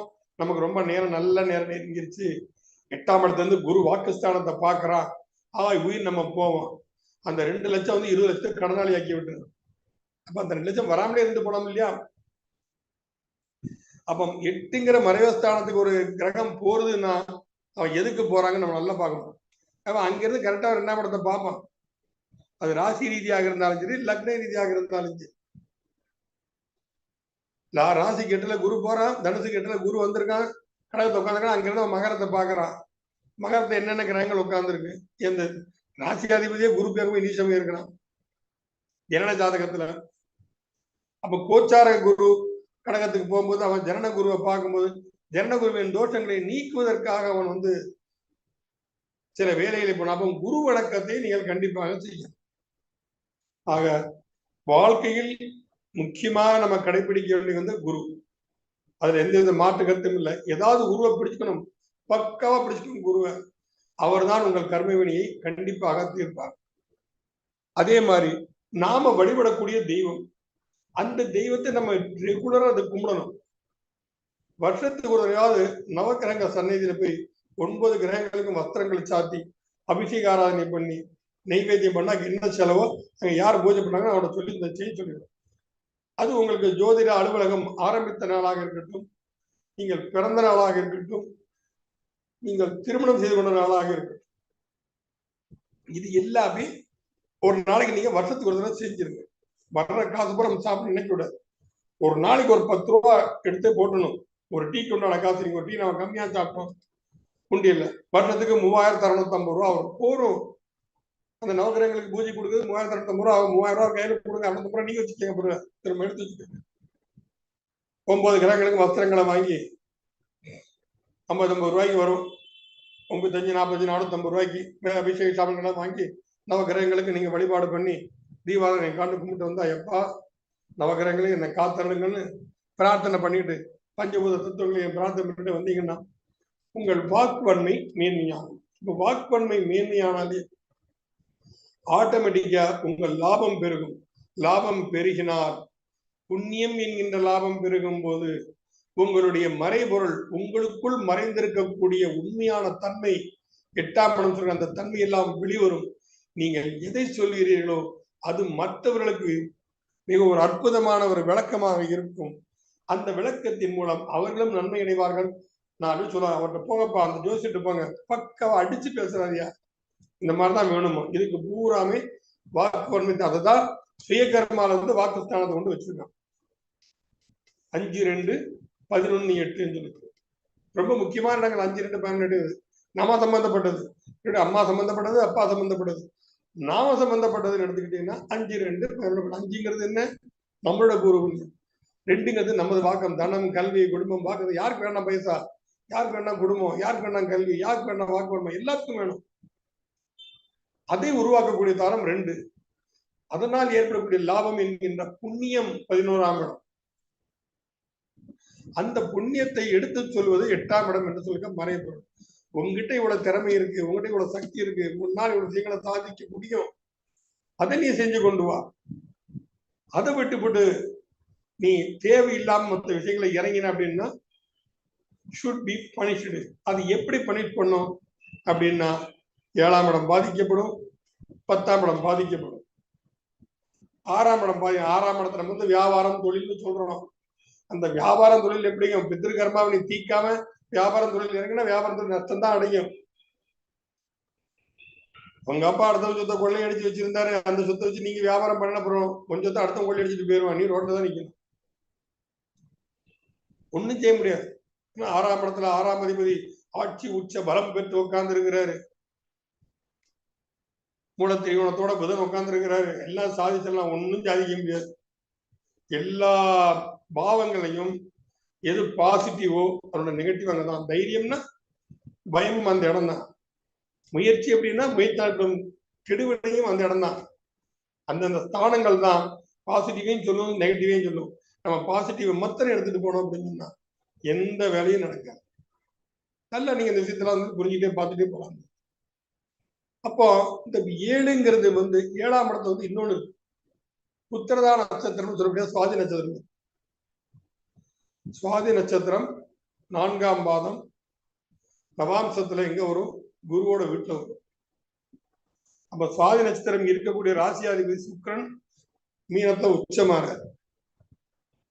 அப்போ சுவாதிங்கிற உன்னுடைய உணர்வு பூர்வமான சுக்கிரனோடு இணையும் போது அந்த இடத்துக்கு அதிபதியான குரு புத்திர சௌபாக்கியத்தை கண்டிப்பாக கொடுப்பான். சுவாதி நட்சத்திரம் 4ஆம் பாதம் யாருக்காவது குழந்தை பிறக்கல, ரொம்ப என்னெல்லாமோ பண்ணி பார்த்துட்டாங்க, யோசிக்கவே வேண்டாம். சுவாதி நட்சத்திரம் என்னைக்கு வந்து பஞ்சாங்கத்தை எடுத்து பாருங்க, மிட் நைட்ல 4ஆம் பாதம் இருக்கணும். கிட்டத்தட்ட ஒரு 11 காலை 5 மணி வச்சுக்கோங்க. அந்த 4ஆம் பாதத்துல சுவாதி நட்சத்திரம் 4ஆம் பாதத்துல அவங்க வந்து குலதெய்வத்தை பிரார்த்தனை பண்ணி இணைஞ்சிருக்க சொல்லுங்க, கண்டிப்பா குழந்தை பிறகு. அதுக்கு தான் அந்த இது வந்து புத்திரதா நட்சத்திரம்னு சொல்லியிருக்காங்க. இந்த புத்திரதா நட்சத்திரம்னா 4ஆம் பாதம் இன்னொரு தன்மை இருக்கு. புஷ்கரமாம் நட்சத்திர பாதம் அது சுவாதி 4ஆம் பாதம், புஷ்கரமாம் நட்சத்திர பாதம். சோ அனைத்திற்குமே தீர்வு நம்ம ஜாதகத்தை கண்டிப்பா உண்டு. தீர்வு இல்லாமலே கிடையாது, எல்லா விஷயங்களும் தீர்வு உண்டு. அந்த தீர்வுக்குண்டான ஞானம் நம்மிடம் இருக்கிறது. அதை நாம் வெளிப்படுத்துவதற்கு உண்டான வழி தெரியாமல் திண்டனை கொண்டு, அதுதான் எனக்கு ஜோதிடத்தில் நடந்துட்டு இருக்கு. இதை நம்ம உணர்ந்துட்டு போனாலே ஒண்ணும் கிடையாது. பசுமாட்டுக்கு வெள்ளிக்கிழமை அகத்திக்கீரை ஏதோ கீரை கொடுக்குறோம், இல்ல பச்சரிசியும் வெல்லமும் போட்டு பொடி பண்ணி கொடுக்குறோம். அதுக்கு முகத்துக்கு முன்னால வந்து காது பக்கத்துல வந்து மண்டிட்டு உட்கார்ந்து கொடுக்கும். அது 2 காது இப்படியே ஆட்டிக்கிட்டே தான் சாப்பிடும். அவன் ஆட்டிடும் போது ஒரு ஃபியூ செகண்ட் காது ஸ்ட்ரைட்டா வச்சிருக்கும் பசுமாடு. அந்த நேரத்தை வந்து உன் குறைய சொல்லுங்கிறதுக்கு அர்த்தம் அது. டப்புனு உன்னை குறை இந்த காதல சொல்லு, அப்ப பாட்ட ஆரம்பிச்சிடும். குறை கண்டிப்பா நிறைவேறும், நல்லது நடக்கும். குழந்தை வேணுமா, தொழில் திறக்கணுமா, தோஷங்கள் தீரணுமா, கண்டிப்பா நடக்கும். அந்த குறைபுறம் இது எடுத்துடும். அதுக்கு பிரார்த்தனை பண்ணுங்க. ஹே கோமாதா, உன்னுடைய வால்ல உள்ள ஒரு முடியை நான் எடுத்து நான் என் கையில கணையாளியா செஞ்சு நான் போட்டுக்கிறேன். எனக்கு என்னைக்குமே இருந்து ரட்சிக்க வேண்டும். 33 கோடி தேவர்களும் வாசம் செய்யக்கூடிய அந்த கோமாதாவின் வாளில் உள்ள முடியில மகாலட்சுமி வாசம் செய்கிறார். செல்வ செழிப்பா இருக்கணும். இதெல்லாம் பணம் வர்றதுக்கு நீங்க பண்ணக்கூடிய முதிர்ச்சியம். அப்ப அந்த நேரத்தை நீங்க அப்படி பண்ற அளவுக்கு நீங்க பண்றீங்க அப்படின்னா அதுக்குள்ள உங்களை நம்ம சுத்தப்படுத்திக்கணும். இவர் ஹரிஹரன் சர்மா சொல்லிட்டாரு, நீங்க நம்ம உடம்பு நாளைக்கு ஒரு பசுமாடை பிடிச்சிருவோம்னு பிடிச்சாருன்னா அது ஒண்ணு நடக்க. அதுக்கு நம்ம ப்ரிப்பேர் பண்ணிக்கணும். நம்மள அதுக்கு தகுதியானவங்களை நம்மளை மாத்திக்கணும். அந்த அளவு நம்மளை கொண்டு வந்துட்டு அதுக்கப்புறம் இந்த மாதிரி பரிகாரங்கள் நீங்க செஞ்சீங்கன்னா கண்டிப்பா அவங்க பரிபூர்ண பலன் கிடைக்கும். சந்திரனால் பாதிக்கப்பட்டிருக்கு, உங்க ஜாதகத்திலேயே லக்னத்துக்கு 8ல சந்திரன் இருக்காங்க, டெய்லி கொஞ்சம் பால் எடுத்து கையை கழுவுங்க. காலையில எந்திரிச்சோன்னா மூஞ்சி கழுவி பண்ணி வச்சுட்டு கொஞ்சம் பசும் பால் எடுத்து கையை கழுவுங்க. நீங்க அந்த சந்திரனோட தோஷம் தீரும். இதுக்கான காற்படமா செலவா போகுது. 50 கிராம் பால் என்ன வந்துட போகுது? 4 ரூபா வருமா? அதிகபட்சமா ஒரு 2 ரூபா 4 ரூபா வருமா? இவங்க வாழ்க்கை முன்னேற்றத்துக்காக டெய்லி செய்ய முடியாத செலவை செய்யலாம். கிரகங்கள் மனிதர்களுக்கு நல்லது செய்யத்தான் இறைவனால் படைக்கப்பட்டது, கெடுதல் செய்வதற்கு அல்ல. நாம் செய்த கெடு விஷயங்கள் அந்த கிரகங்களின் வாயிலாக நமக்கு சில பாதிப்பு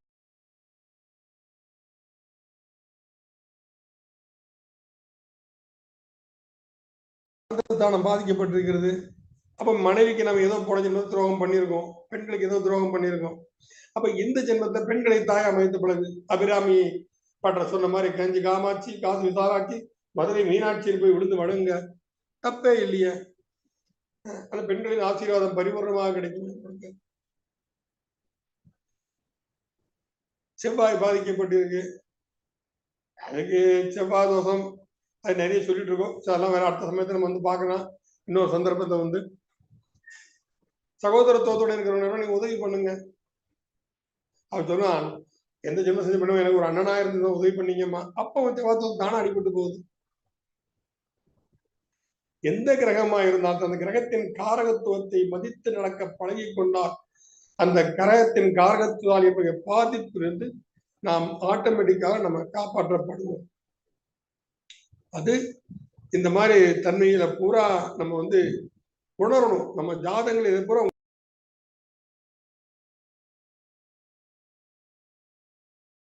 எல்லா விஷயமும் நமக்கு நல்லது கண்டிப்பாக நடக்கும். எந்த கிரமம் எல்லா கிரகத்துக்கும் ஒரு காரகத்துவம் உண்டு.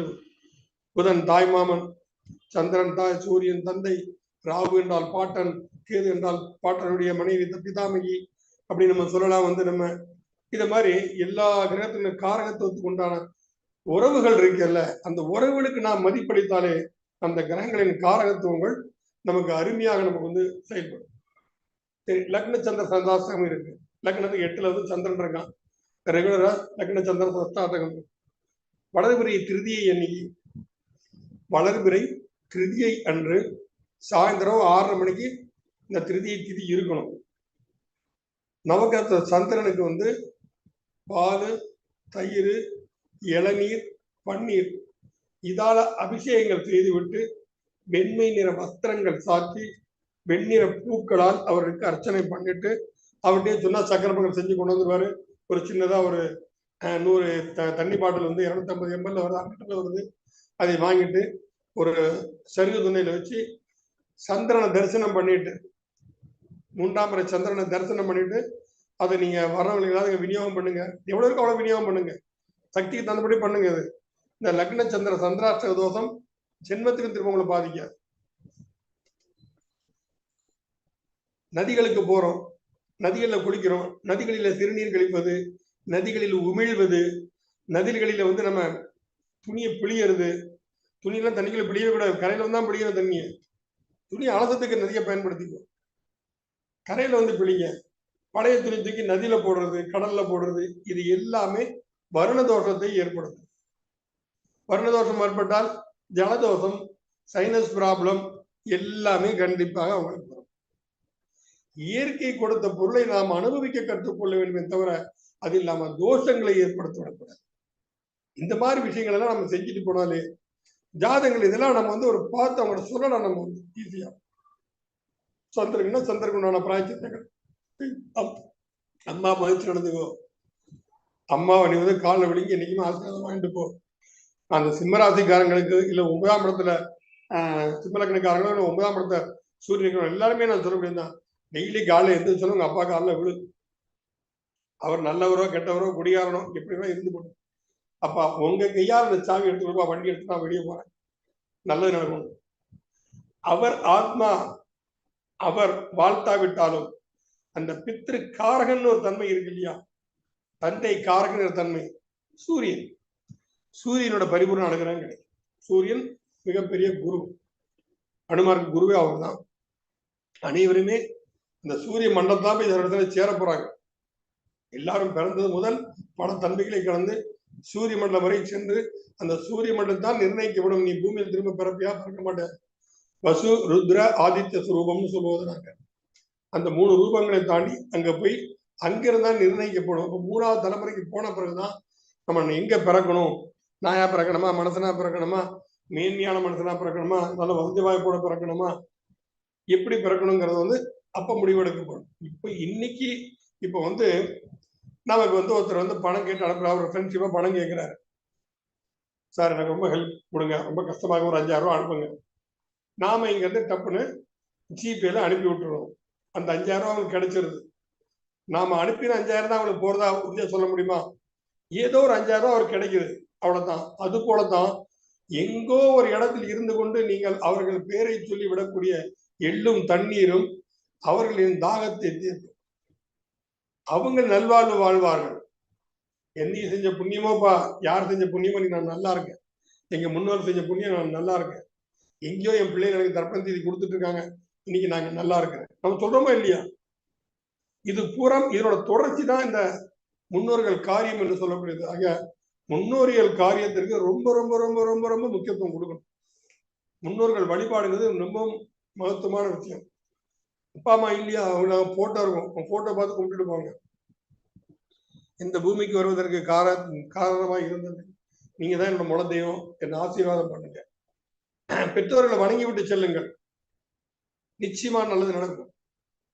அவர்கள் எப்படி இருக்காங்க பத்தி கவலைப்பட, அந்த காரகத்துவம் இருக்கு, அந்த கிரகத்தின் அந்த தன்மைக்குன்னு ஒரு காரகத்துவம் இருக்குல்ல, அது உங்களை வந்து வாழ வச்சு.